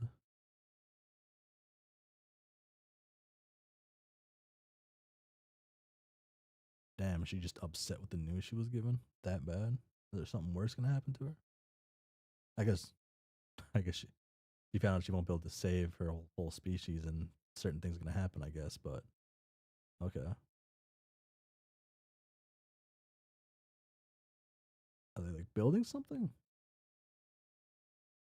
Oh, is that the hentai dungeon right there? No, no, no. These monitors display the video feeds from one of the small cameras you've implanted in secret compartments through your friends' hives.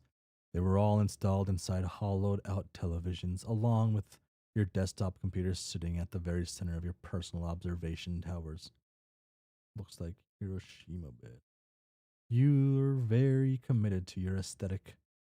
There are 11 cameras in total, one for each of the 11 people you need to watch over, including one in your own hive. What? As if you wouldn't include yourself in the constant hounding for missteps? That would just be totally unfair to everyone involved. There are no other cameras, just 11. There are especially no cameras for an as of yet undisclosed 12th party. As far as you're concerned, 11 is the only number that matters. Mert, examine desktops. Okay. Only 11 matter. Okay.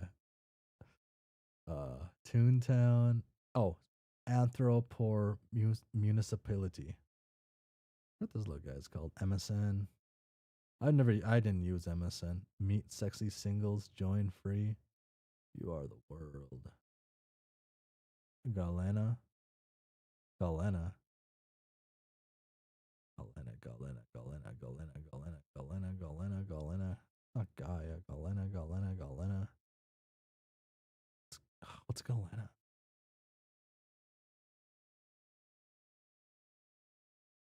Okay. Your desktop is an abhorrent hodgepodge of toolbars and obvious spam that you carefully cultivate in order to slow down anything you try to do. You're also used to you also use the worst browser you could find, Galena, because you're no coward and enjoy surfing the internet on hard mode. Bronzy buddy. Okay, okay. Your Scorp theme is Tit-tastic Temptations. You would think this is a custom made theme, given your now twice aforementioned eclectic taste. Aesthetic? Unfortunately, it is not. Not unfortunate for you, that is, but certainly unfortunate for everybody else, including myself, currently. What regrettable turns of fate your planet has taken to lead us here. Regardless, you left a rousing game of municipality with your friend earlier. Blue Dog must be wondering where you went. Answer, Blue Dog.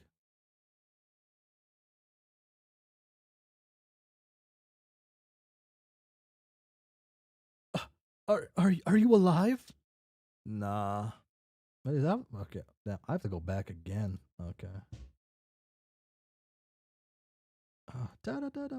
We love going back in time. Hi. Oh, I think I broke it. Whoa. Want. I think it's clear that I had my program on this regardless. Okay, that's fine. Oh, has to be like some for exact or what? Okay, it must have been like right around here. On the right, bother him right by his name, the red dot. Whatchamacallit? You know the one. Of course you do, and you message them anyway. What is wrong with you? You are legally bound to do voices. I kind of feel like I am. Ah, man. Maybe that's the one. Man. Oh, good. There you are. Oh my god, there you are. I think that's it. That sounds closer to it. Okay. Where are you? Are you alive? Nah. Oh, all right. I guess I'll just go lay down or something then. Hey, hey, whoa. Can't just be sleeping peeping on this here night. You know the drill. It's game time. Well, it's been game time for a while now, and game time has been great. But then you vanished and left me all alone.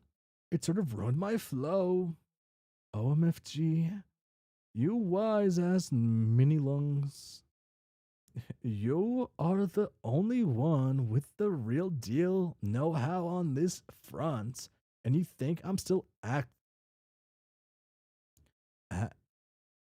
aching on about small potato fries pseudo feels.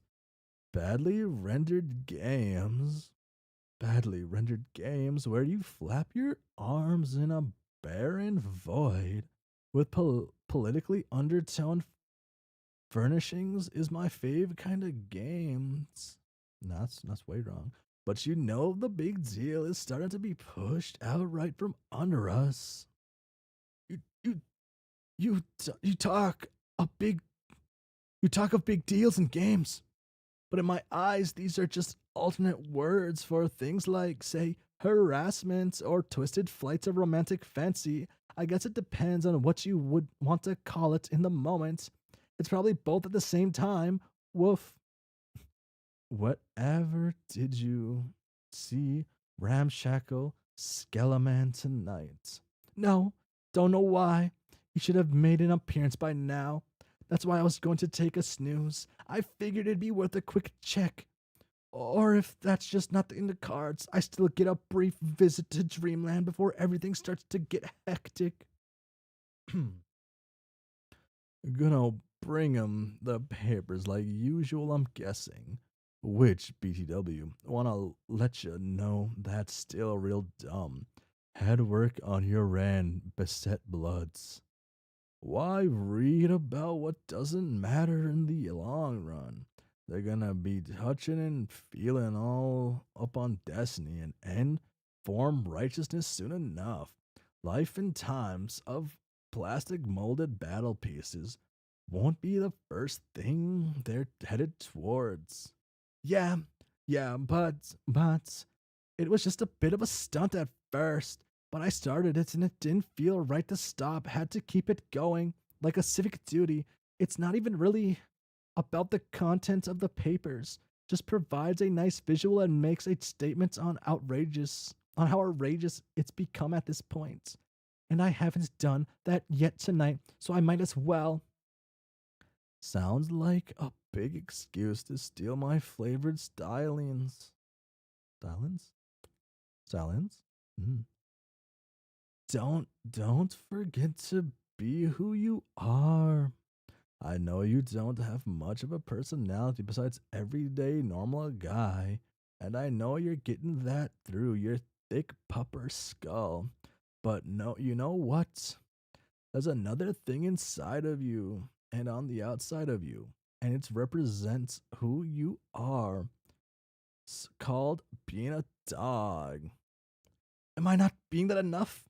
With how I literally make dog noises to show how dog-esque I am? Well, dogs can't talk, can they? Oh, right. Woof, arf, bark, bark.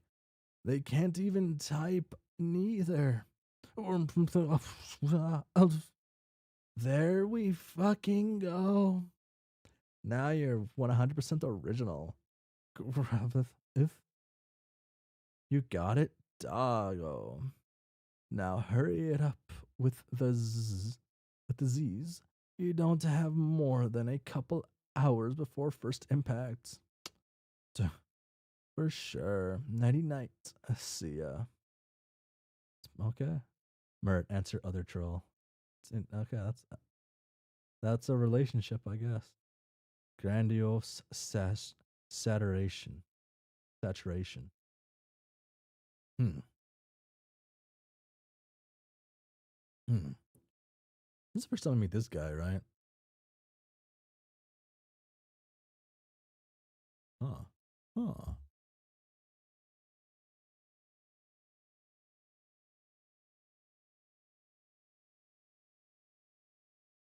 Huh.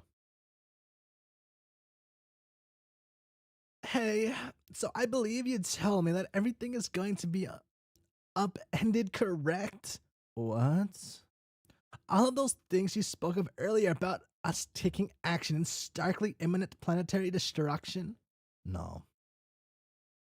No. Hey. Hey. Hey. Hey. Hey. Mm, mm, mm, mm. Hey. So, I believe you told me that everything is going to be upended, correct? What?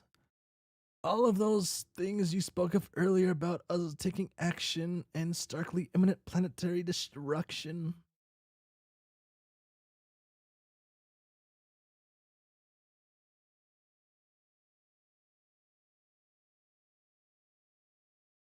Ah, ba bum, ba dun dun. Hmm. Oh, right, those things. Couldn't understand you, but between the golden shovel you got caught in your throat and the flagrant jackal taking over your visage. You petulant wriggler. What has become of you? You used to be such a distinguished individual. God, we clubbing doing this? Apparently we are. And now I have even more to say. First of all, you do not deserve to use any sort of marine-based wordplay, especially not in my presence. Second, don't make fish puns at all. Ever. Oh, okay. I'm sorry, bro. Thought you would appreciate a player playing into your hand.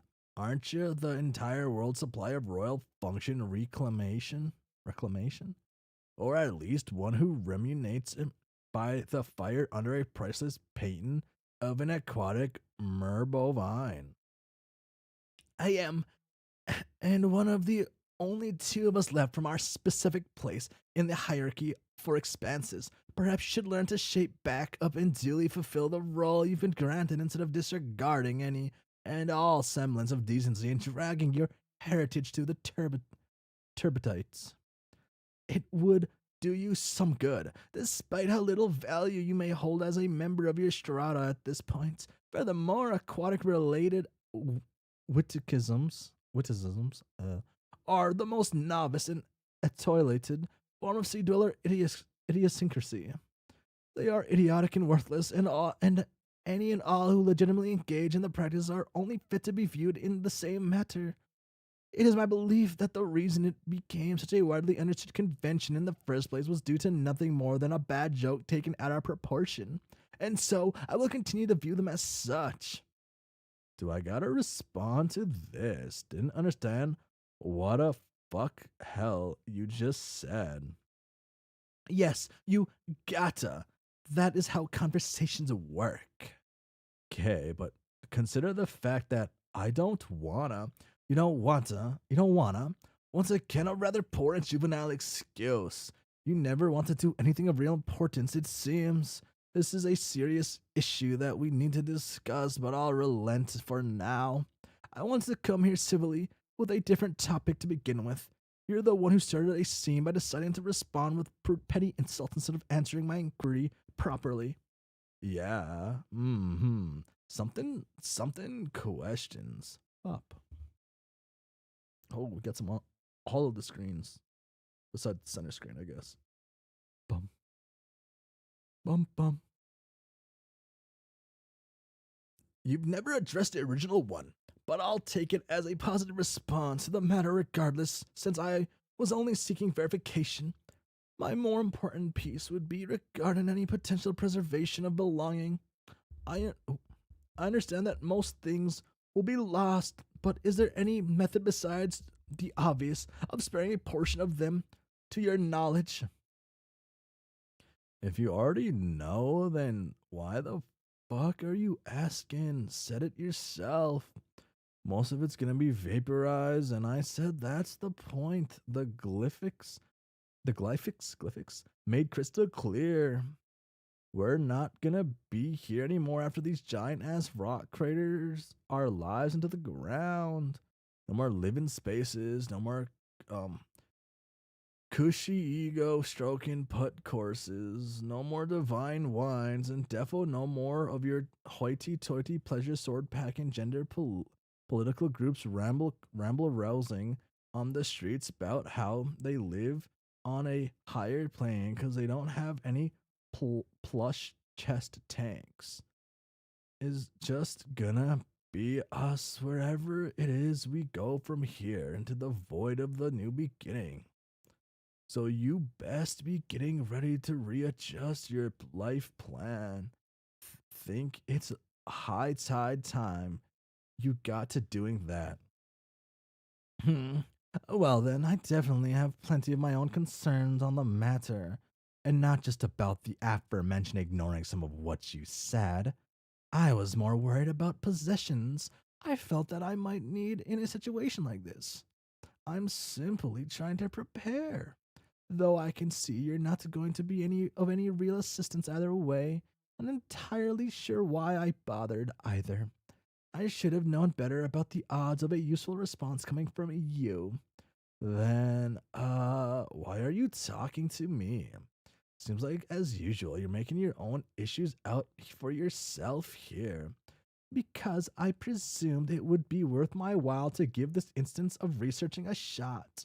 However, it is now clear that it wasn't worth as much as I had initially hoped.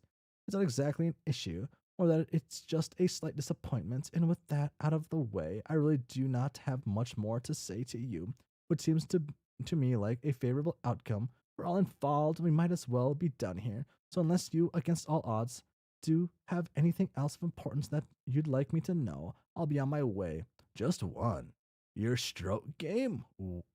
Weak. Weak. Delightful. Damn. Gave up trolling in class.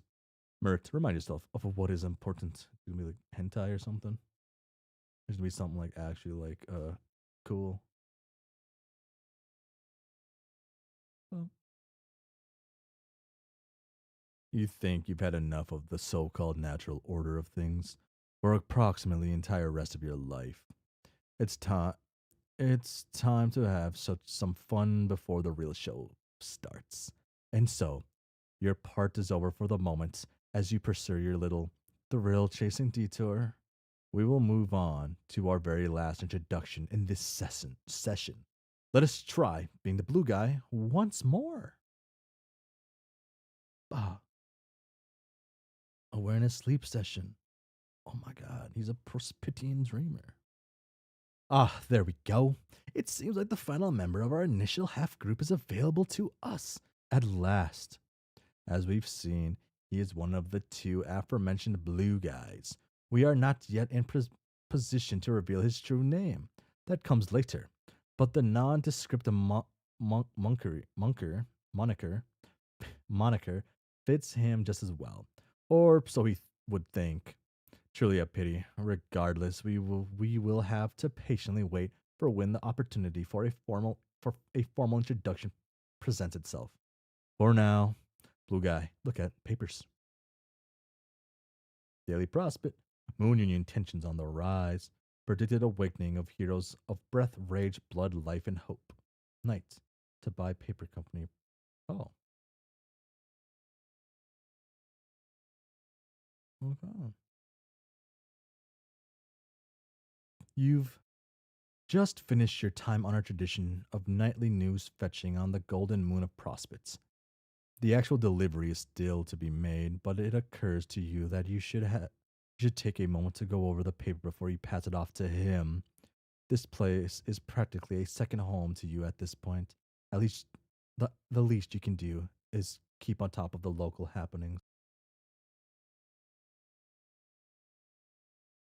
You share this moon with 5 other slumbering members of your group, which the local inhabitants have celebrated as heroes for countless eras. They are either all supposed to be waking up soon, or all supposed to be waking up soon.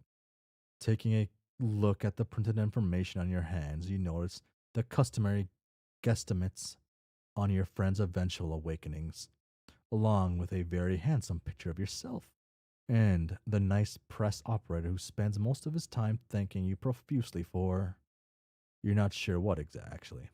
Just being here, you suppose? He seems rather grateful for whatever it is that you seem to be doing at any rate. There's also a headline that worries you a little. Ah, dream time, yes. Blue guy, ponder the orb. Ponder worries. Bum, bum, da, da, da, dun. That's a thing to ponder. Fucking A- AT field. This moon and its twin counterpart Durs both revolve around a mysterious essence of unlimited creative potential known to them as Skaya. It has been around since the conception of this medium, feeding the little creatures with endless tales of fate, predestination, and salvation. These 2 moons, however, once held starkly contrasting views on its existence and purpose. You see, while Prospid worshipped the boundless possibilities the latent nucleus represented, so intimately tied to their beloved hero's growth as people, Durst has grown to despise it, out of fear that these very same heroes would utilize said force as a catalyst for ruin and destruction. These opinions did not come from a vacuum, while the Durstites were always meant to be antagonistic in nature. Certain outside influences have swayed their minds across the eons as I watch over this universe, far away from the soothing lulls and promises that come from Sky's benevolent light. It is harder to stop the nefarious dismissal whispers that seep through the cracks of the furthest ring. Unfortunately, there is not much I was able to do in order to stop this, and even less at time as time went on its steady march. But I'm getting ahead of myself. As tensions keep rising between the 2 kingdoms, their respective crowds grew restless. Mass panic over the game and its players fanned the flames of war in the opposing lands, and their agents grew bolder, more desperate, way more disruptive to the unfolding of the game session than was originally intended. Until one day, the seemingly dormant crucible reacted to the turmoil without warning, revoking access to its well of knowledge with the creation of a nigh impenetrable force field, and a turn of events that, admittedly, caught even myself off guard for but a moment. This resulted in an eventual and hesitant truce between the 2 moons, 2 kingdoms formerly at war, now working together with the aim of releasing Skya from its prison. No longer was it viewed as the passive, inanimate source of information from before, but rather as a powerful living entity, angered and disapproving of their past choices. Little do they know that it was Skya's plan all along to bring them closer together. It seems to have worked quite nicely so far, and while our blue guy knows of these points through personal accounts and retellings originating from his moon's many inhabitants, I am the only one who has all the little details, the only one who can see the full picture. I am the only one who would know. I created all of this. After all, bum, ba da dun. The intricacies of these cultural affairs are not for you, though. They never have been, really. You're quite firm in that belief that it's usually, really, you're quite firm in the belief that it's unusually none. Why am I saying unusual? It's usually none of your business what happens to anybody other than yourself. You prefer to remain a passive observer rather than an active participant when it comes to most quandaries, whether you whether you're directly involved in them or not. And right now, the only thing you want to be involved in is getting this paper where it rightfully belongs. Blue guy, visit the hero of breath. Dun dun dun. Pow. Oh, it's this guy again. first guy. Wow, he is just John. Cluttering a good portion of the Hero of Breath's dream block is, I guess he's not a dream block, is a egregious amount of pre-delivered prospect dailies you've so carefully cultivated over the sweeps. You doubt he's going to read them, but you've committed to the bit. In your own words, and joke value aside, you could very well gain some valuable insight on inner workings of prospect. There's in the medium were he ever to take a look at these things, committed to the bit. Any of those guys part of breath from the one panel. You also, oh wait, not, oh well, if it comes to that, in one way or another, you can always tell him yourself. You mean this literally. You also notice that the nice little rest mat you've made out of your older prince has been serving him well. During one of your earlier visits, you'll realize that your friend has the habit of slipping out of his recoup raccoon in the middle of his slumber. Due to all the squirming about that he does, he even tried tucking him back inside multiple times to no effect. He's always the tendency to be a little stubborn when he wants to. You figure the least you could do is ensure he stays as comfortable as possible. It's what good friends are for. Blue guy, make your delivery as usual. As is usual. Really? Okay. Oh no, he puts it right there. And he paps his head. You really wish that he could have been here with you from the start. Maybe it would have made him a little happier. Bop. Oh, dun dun. Yeah, he does smile on the other when he does that thing. I want to stop at the next transition. Boom. Whoa. Easy, boy.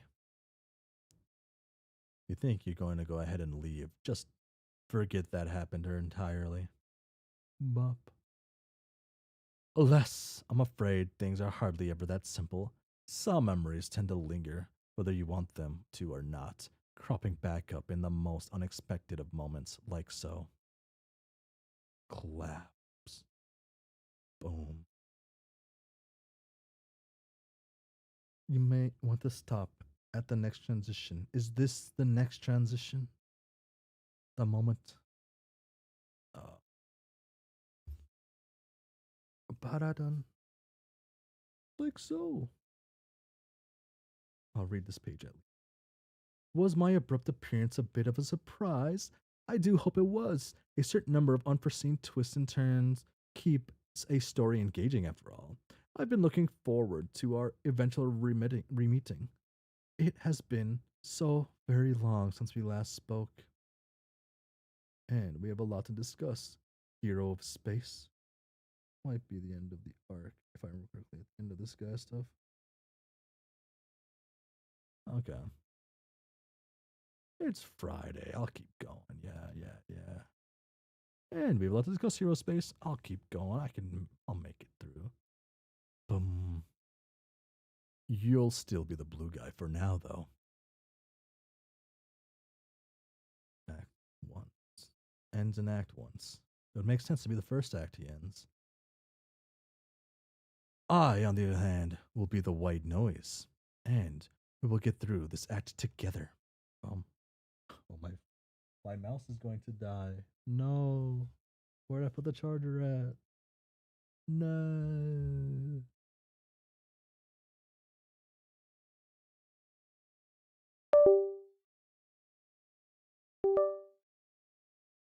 Wow, that seemed kind of loud, actually. Hmm. Ah. And, ah, you're here. Oh, I'm here. BRB. I would like to start off by apologizing.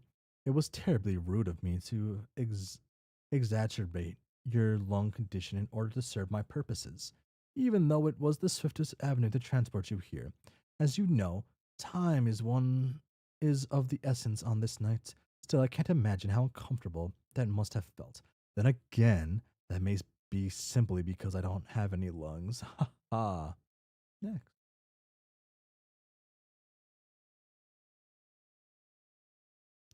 It's fine.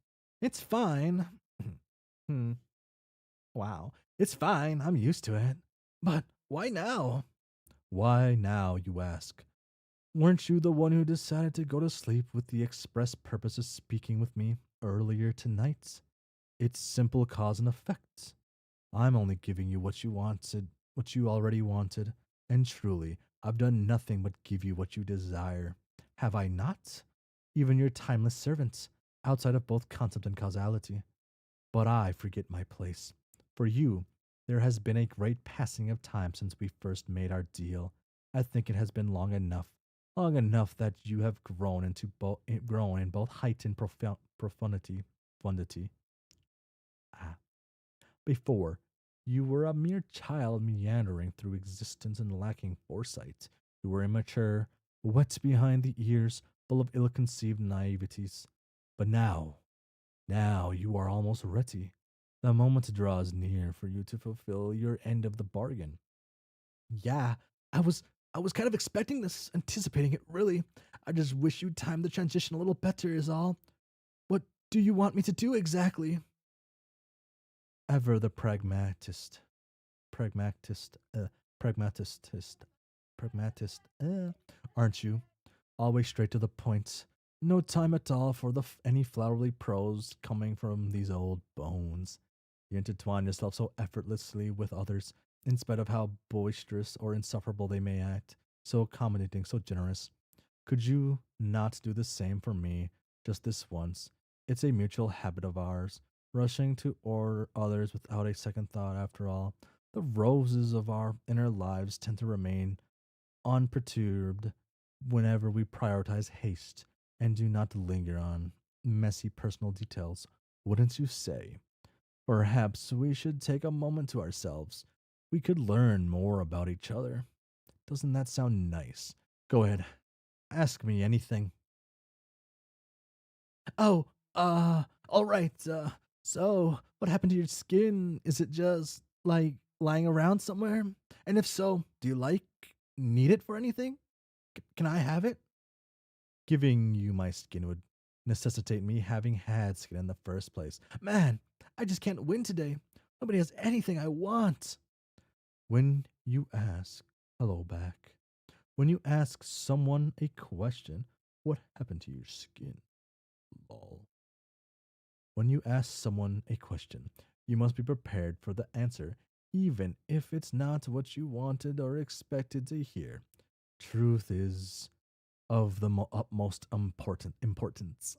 Truth shapes you, molds your very essence. It carves your being like a chisel to fine marble into what it was always meant to be. Do you wish to know what you are destined to become?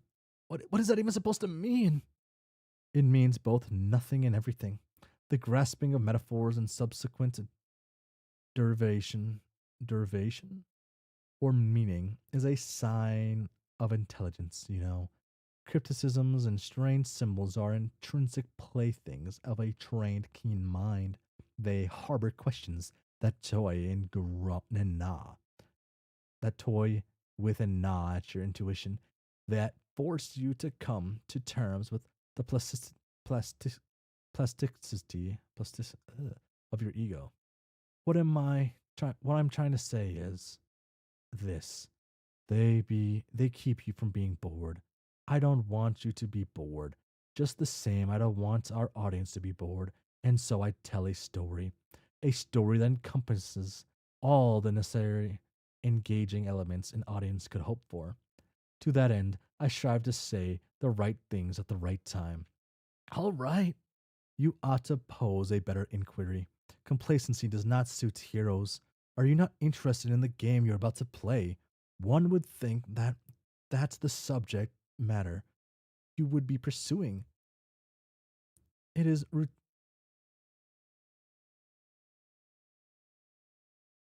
it is the route that would lead to the deepest understanding of your immediate future. However, we cannot talk about that now. We must follow the outline. Each and every conversation has a goal that must be met. To divulge more than is necessary is to crucify any suspense, and with it, the narrative. Storytelling is hard work. almost as hard as intricacies of social connections. This is why I take us down these winding roads, not because I enjoy taunting you, but because I wish to truly know you. These detours and esoteric topics, these bastardized cultural quirks and painfully ironic twists, they all serve to establish my position as a student with you as my subject. Well, now you're just rambling. I'm going to ask another question if that's all right to avoid more of that.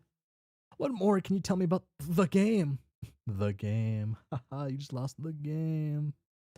Uh, were you not paying attention?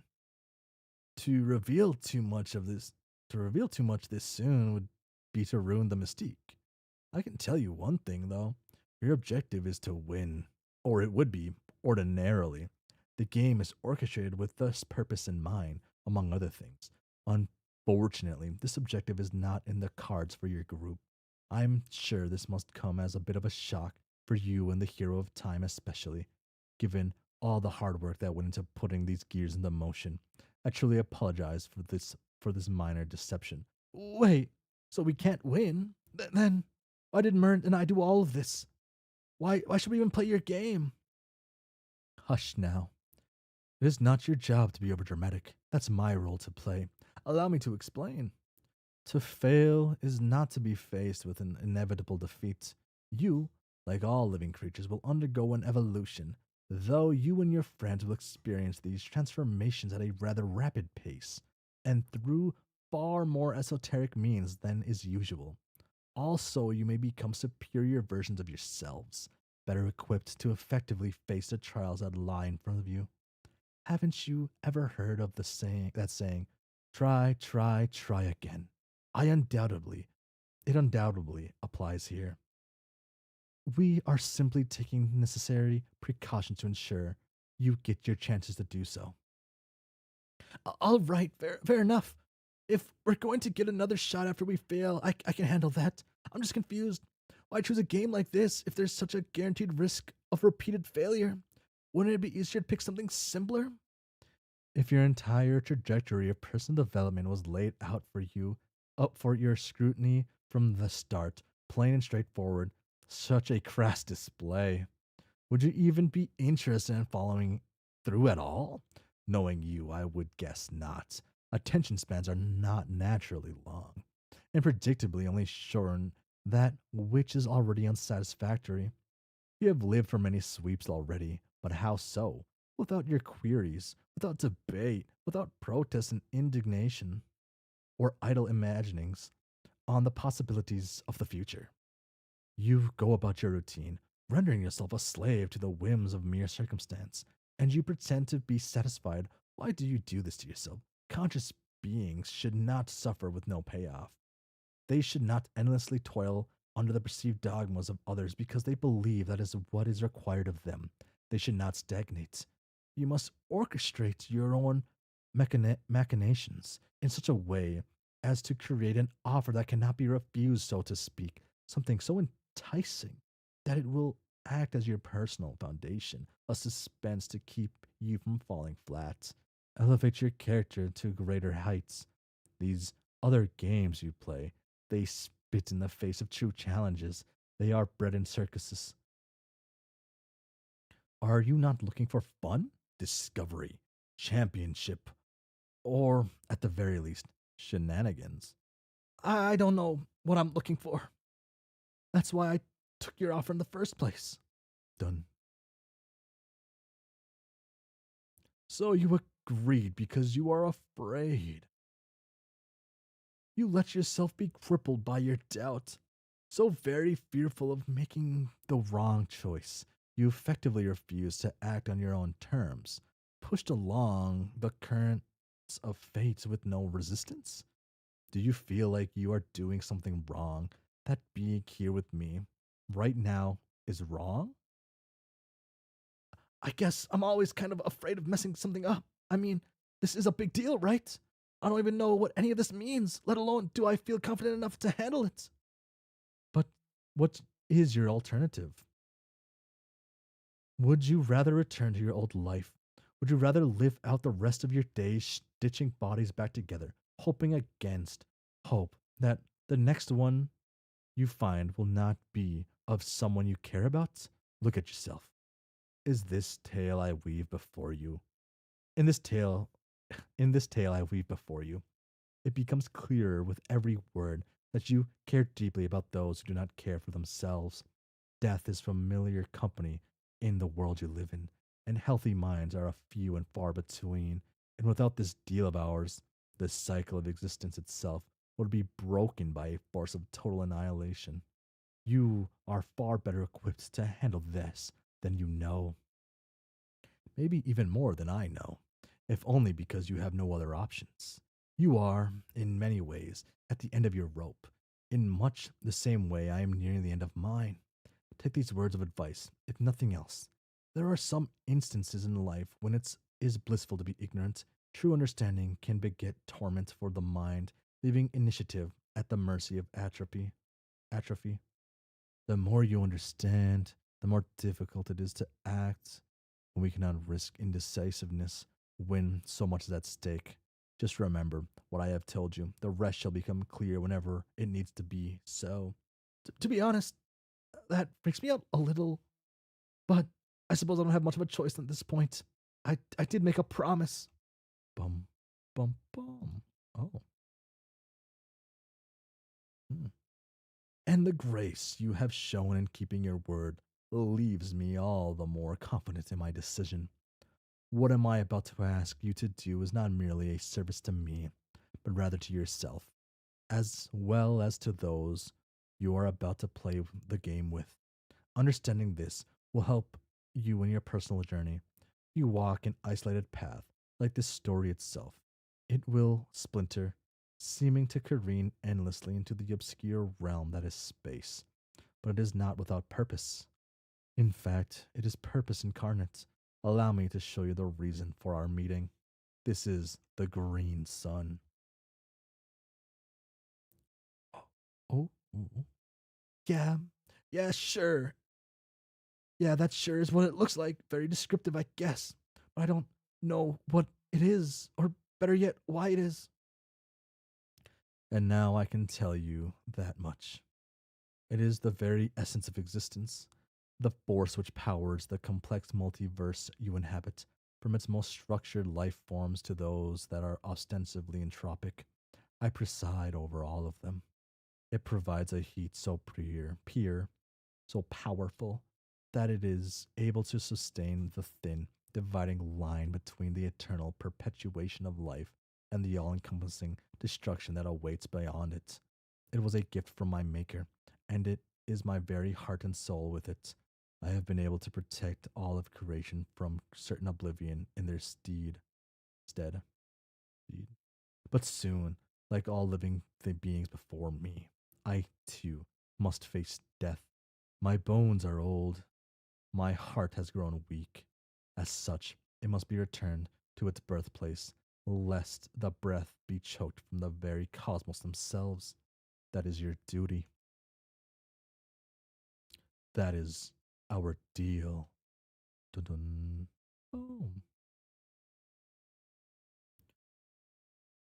This is going to be what fertilizes the end, as well as bring about a fresh new beginning. Make sure the imperative nature of its purpose is not lost on you, literally or metaphorically. Ah, but I suppose that is for later. We are still in a safe portion of this tale, as much as the amount of foreboding statements has been ever increasing. The gravity of it all is yet to truly settle on our shoulders. That said, with this particular expository section out of the way, how about a joke to lighten the mood? No pesky navel gazing. I know you tend to be quite taken with the types that can do that. Those who laugh it off, who do not worry over much, almost as if turning your gaze inwards causes you discomfort, and you seek to alleviate that somewhat. Oh, I seem to have accidentally veered towards introspection again. Hmm. No, I don't suppose the last line set me up for comedy. There's not much here that calls for laughter. If I'm being honest, nor anything that allows for some sort of wisecracking explanation. Such are the drawbacks of being the lone mouthpiece of existence itself, residing on my own inside a bleak, fuzzy void. Well, fucking taking them out. Ah, I am reminded that I have a myriad of delightfully osseous puns and props I was planning to exploit later. Perhaps I could make an exception here, just for you, and deploy some sort of bit ahead of schedule. I have to admit, the current visage I'm borrowing lends itself extremely well to a certain brand of visual gags and cheeky turn of phrases. It amuses me greatly. Now, if only you could stop making all these odd sputtering noises. Hmm? Oh, that's right. You're supposed to be uh, asphyxic- asphystication as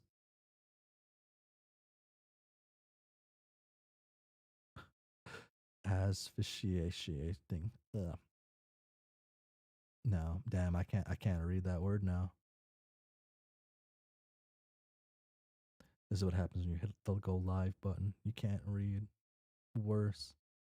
Damn, it's really getting to him. Is he laughing at him? I'm like about to sneeze.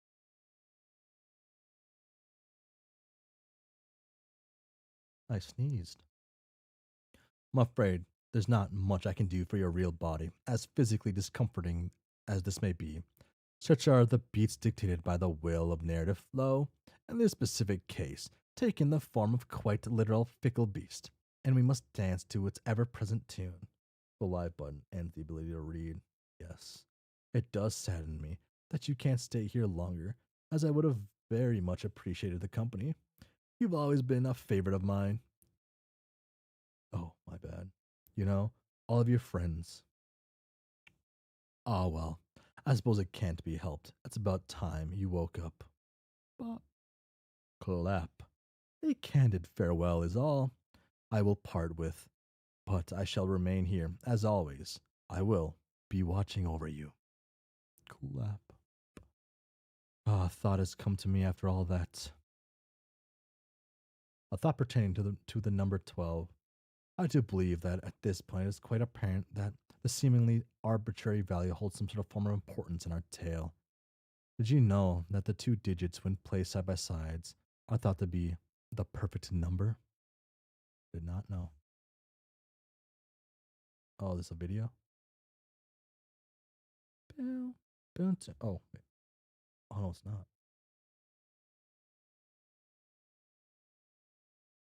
According to old planetary wisdom, in any case, of course, the amount of stock put into these antique notions vary by individual, as these things tend to.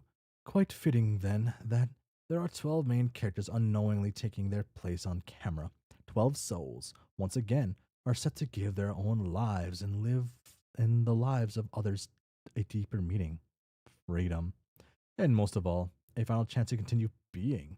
12 facets of reality compounded into the core of what defines these young trolls as themselves. Their very essence, like a bright, burning center of untapped transformative potential. Isn't it beautiful? Yes. Please stand by. But I think you already know that much, didn't you? In any case, oh, this is all their colors and their thingy-majigs, huh? Or is this, yeah, yeah. Or this could just be Homestuck. Yeah. No. Let him return the old skid. Oh, it is them then. Okay.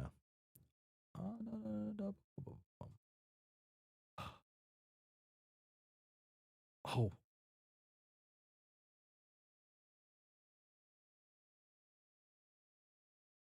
who's the light player? That's a good stopping point. Hold on. Okay.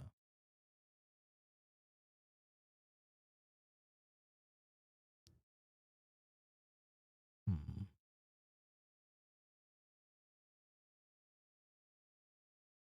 Well, I do gotta go at least one more page, right? For us to get better antiquated with the elusive blue guy. Allow me to put myself back in the proper context for this introduction. Okay. I don't need to know his name. If this is an alright stopping point.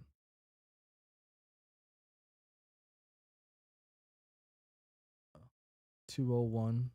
Hold on. How close are we to the end of the act, though? Um.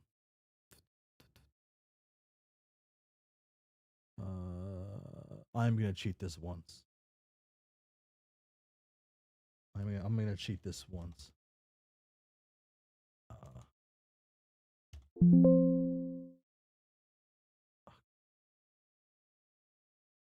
Okay. Yeah, that's like 100 some pages. Yeah. If we have met the light player, if you remember correctly. Okay.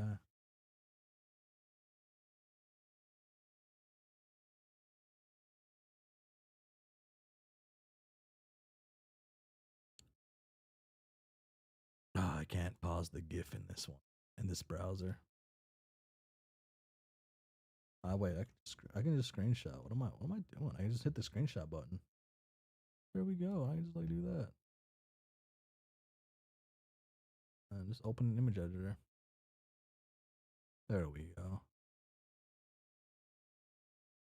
Breath of rage, hope, mind, time, space, life, blood, void, doom, heart. I was gonna call it soul because I was thinking soul stuff. Was it called heart? No, it was just called that one, right? What's this one called? Prince of Heart. Yeah, no, that is what it is. Yeah, light. Okay. Hmm.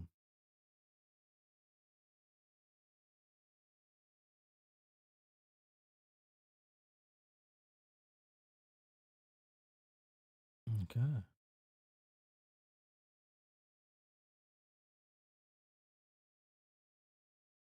Got a full bunch.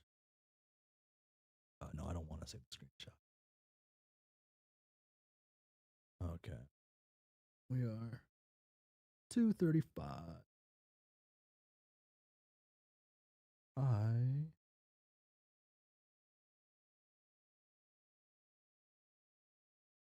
hmm. Yeah, I can do this now. Okay.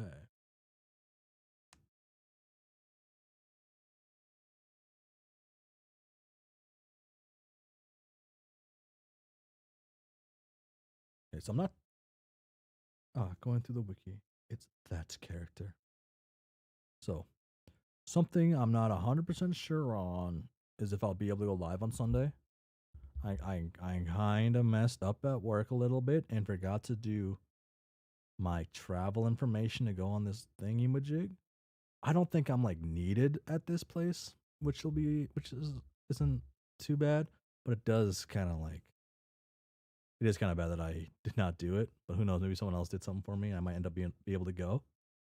And if that's the case, I'll be able to be live on Sunday. If that's not the case, I won't be able to go live on Sunday, and I may have to figure that out. Technically, if I do go, I could do a weird stream on my work laptop. That could work. Hmm. Yeah. And I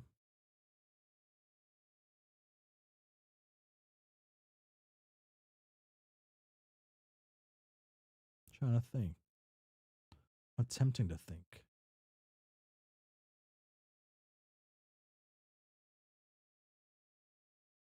Quick chap quick chapter 1 of Detective Poning reading. Uh, oh yeah, that would be Sunday. And then oh wait, actually I should probably go over this actually.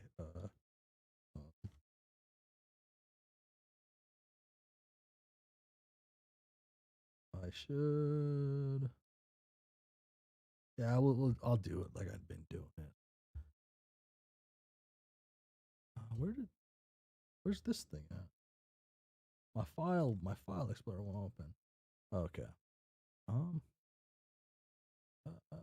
Canva has to. I can probably just type in calendar, right? Yeah, yeah, I can. Dang, dang. Everything's like you need the pro version. Dang.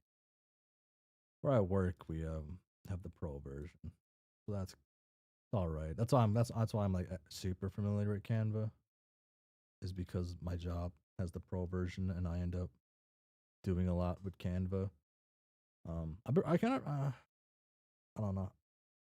I'm not like the biggest fan of Canva. It's like all right for like what it's for, but you just can't do a lot of stuff.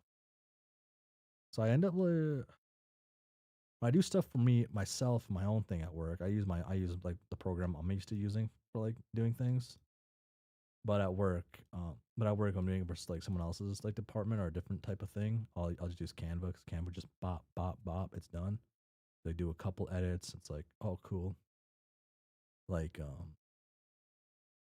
I don't know how to do one thing in Canva. I guess I don't know how to like make it so Alex. I'll show it here.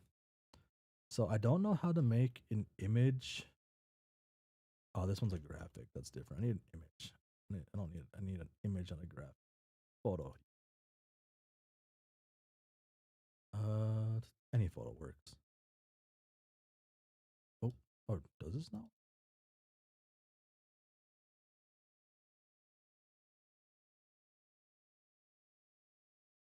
Oh, maybe this does work. Oh no, it doesn't work. So I don't know how to like make it one color besides one thing I do. I don't know if there's like a way to do it. But at work, if I need to do certain things, I do this to like. If I need to have like an image that's like a to be like one color, I'll do this. This is like this is like you know I have tons of I have tons of images. Let's pull up in oh my gosh, you know I'll pull up an image of myself here. Here we go. There we go. This is how I really look. Yeah. So like to do an effect like this, like that in Canva is kind of weird. You can use duotone to change the color of something, so we just like doesn't matter, just make it custom. Let's say we want this to be like I don't know. What looks good with brown? Brown would look good with probably like a purple, like a dark, like a purple blue, a purplish blue or something. More blue. Yeah. You just like that instead. If you want to like have like solid colors, like outlines of stuff, this is like the easiest way to do it in Canva, like a background thing. I don't know unless there's a better way to make a solid color. You can like I guess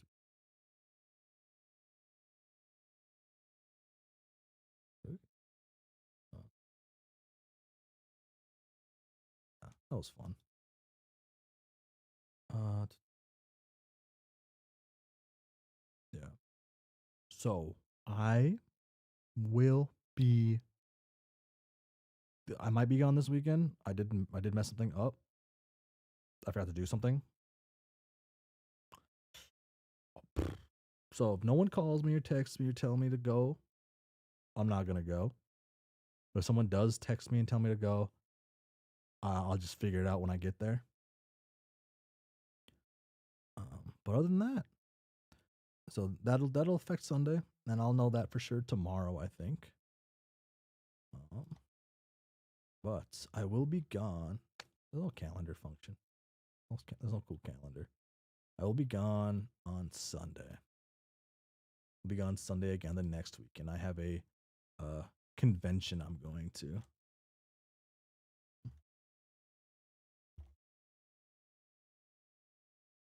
Uh,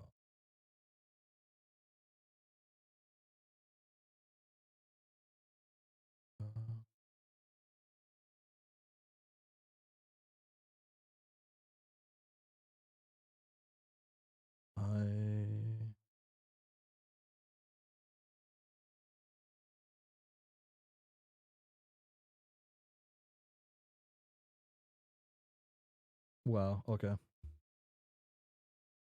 A bar. Okay, I guess this doesn't really matter. I can just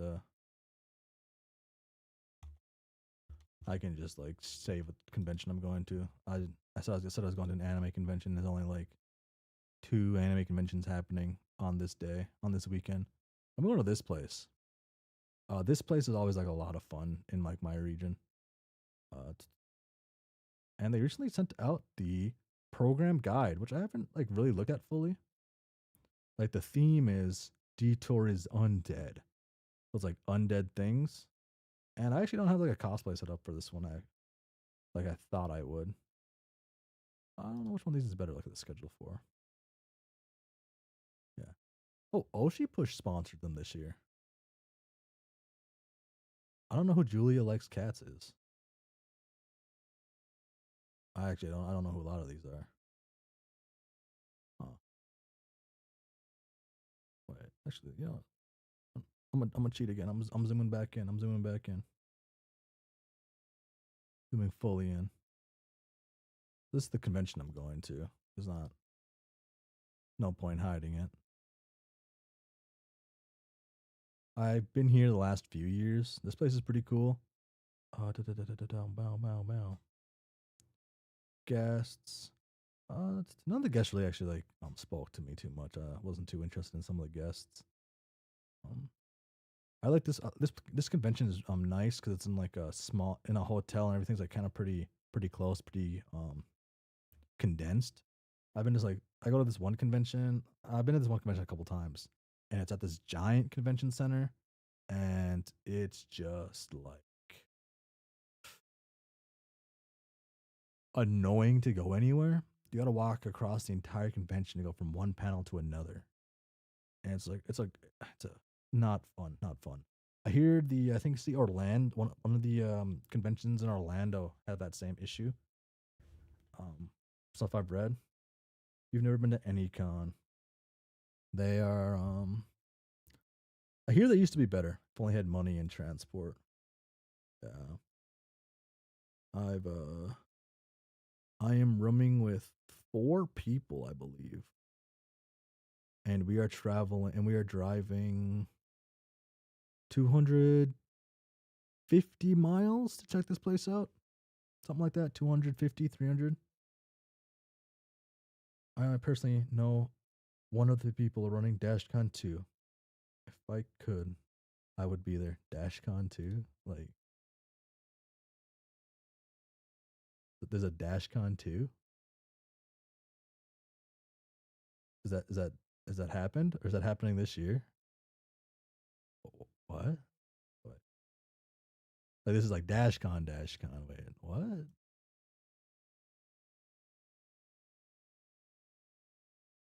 Yeah, in Canterbury.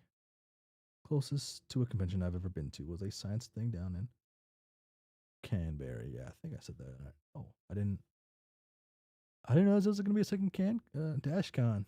Are they going to have a ball pit just for fun? Someone going to pee in the ball pit? Uh, where where's the cool stuff? Oh, they already have the programming. Oh, this is their 25. Oh, okay. This DashCon. Okay, that's interesting. Had a ball pit last year, if I remember correctly. Okay. Ooh, okay. I get the theme now. Okay, it's DashCon 2. So it is DashCon 2. Okay. This is their old programming. Uh they could work on their programming book, but it's all right.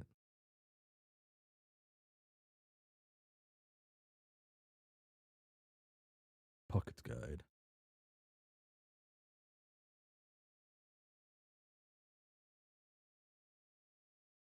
Virtual ticket. It's sold out? It must be a small place or what? We're running in. I wish I could go last year and this year. So you know one of them? This should they can't have that many tickets then. Because like their panel seems like small. Building seems very small. Yeah, it's just they must have like a certain limit. Okay, wait. DashCon 2 2025. Uh, and I can't spell. How many people went?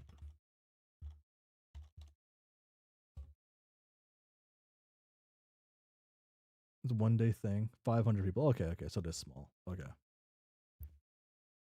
Oh wait, closed out of it. They are. They did my crush in high school. The person on the Discord server is the person I think they are. They dated your crush in high school. Uh, that's a that's that's an interesting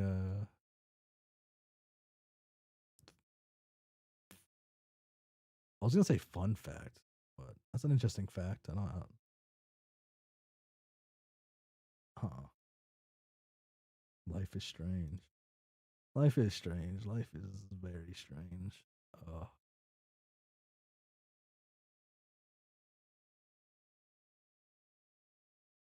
Yeah. Clowns scare me though. Damn. They're tall.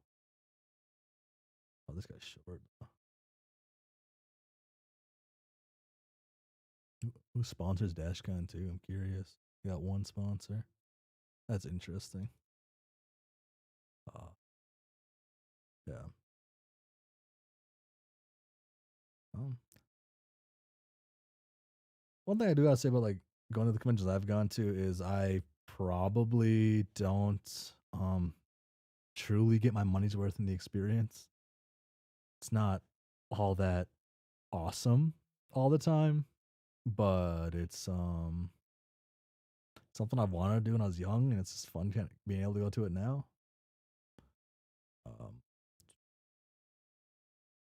uh, one thing I like about I don't know how popular this is in other states. I do hear it's more prevalent in Midwestern states than other states. Is um officially hosted room parties.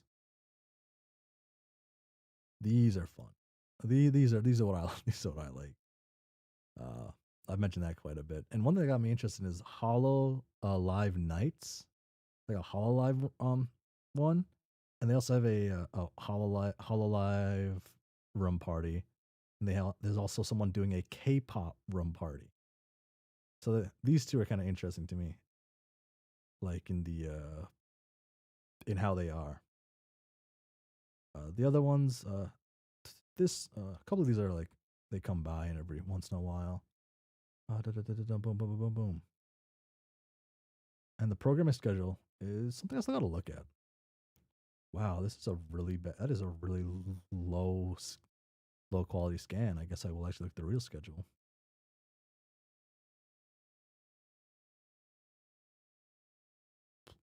Oop. What? List view, I guess. Yo, this is like what?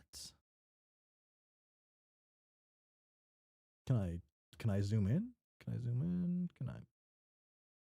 This okay? This site kind of sucks. Wow, this site's really bad. Okay, I'm gonna plan out what to do,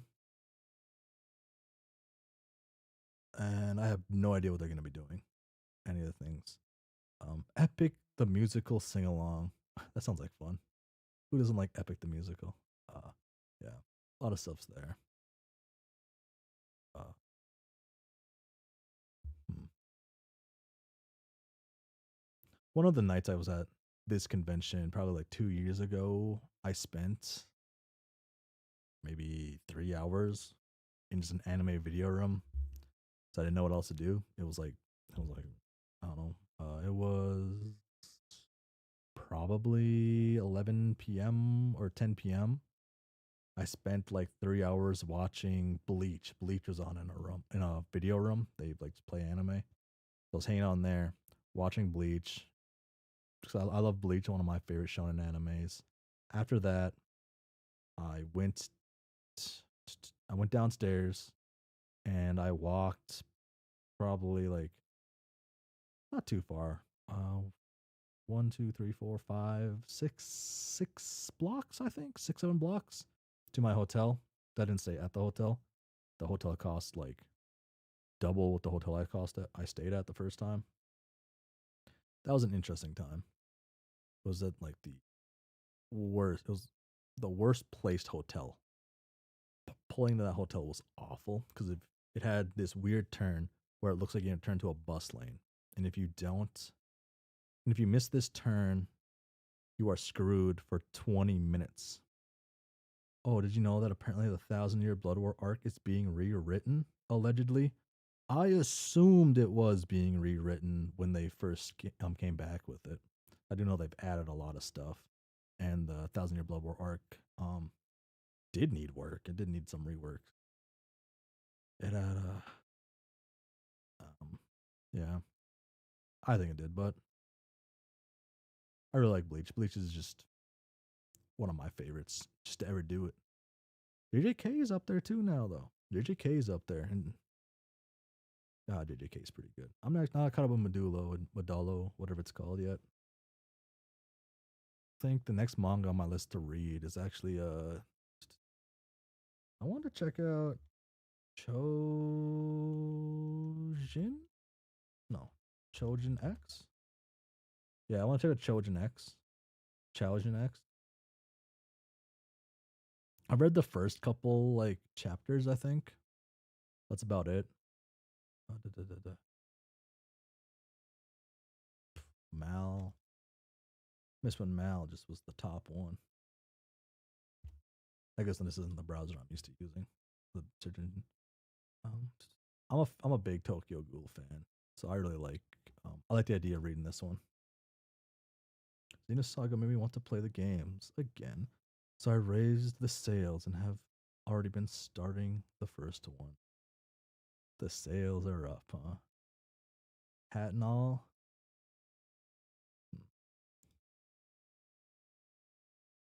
Boom. Gasp. Okay.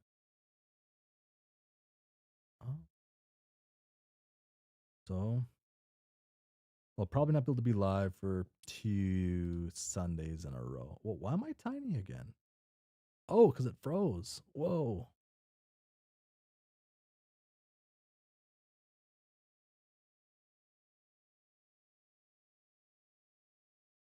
I'm back.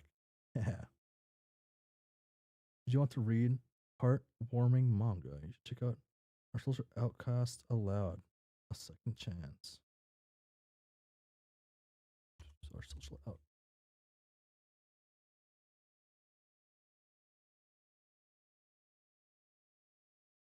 Oh, okay. Mal.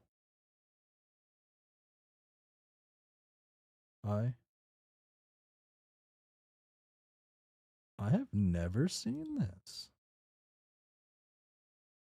Okay, last 2 years. Really a year and a half. Huh. Okay. Hmm. Okay. Okay. I think I went over what what I don't know if you hear my roommate, but that's pretty good. Okay. Yeah. So this this is the end. Let's see if this thing works now. Boom. Oh, I skipped a part of it.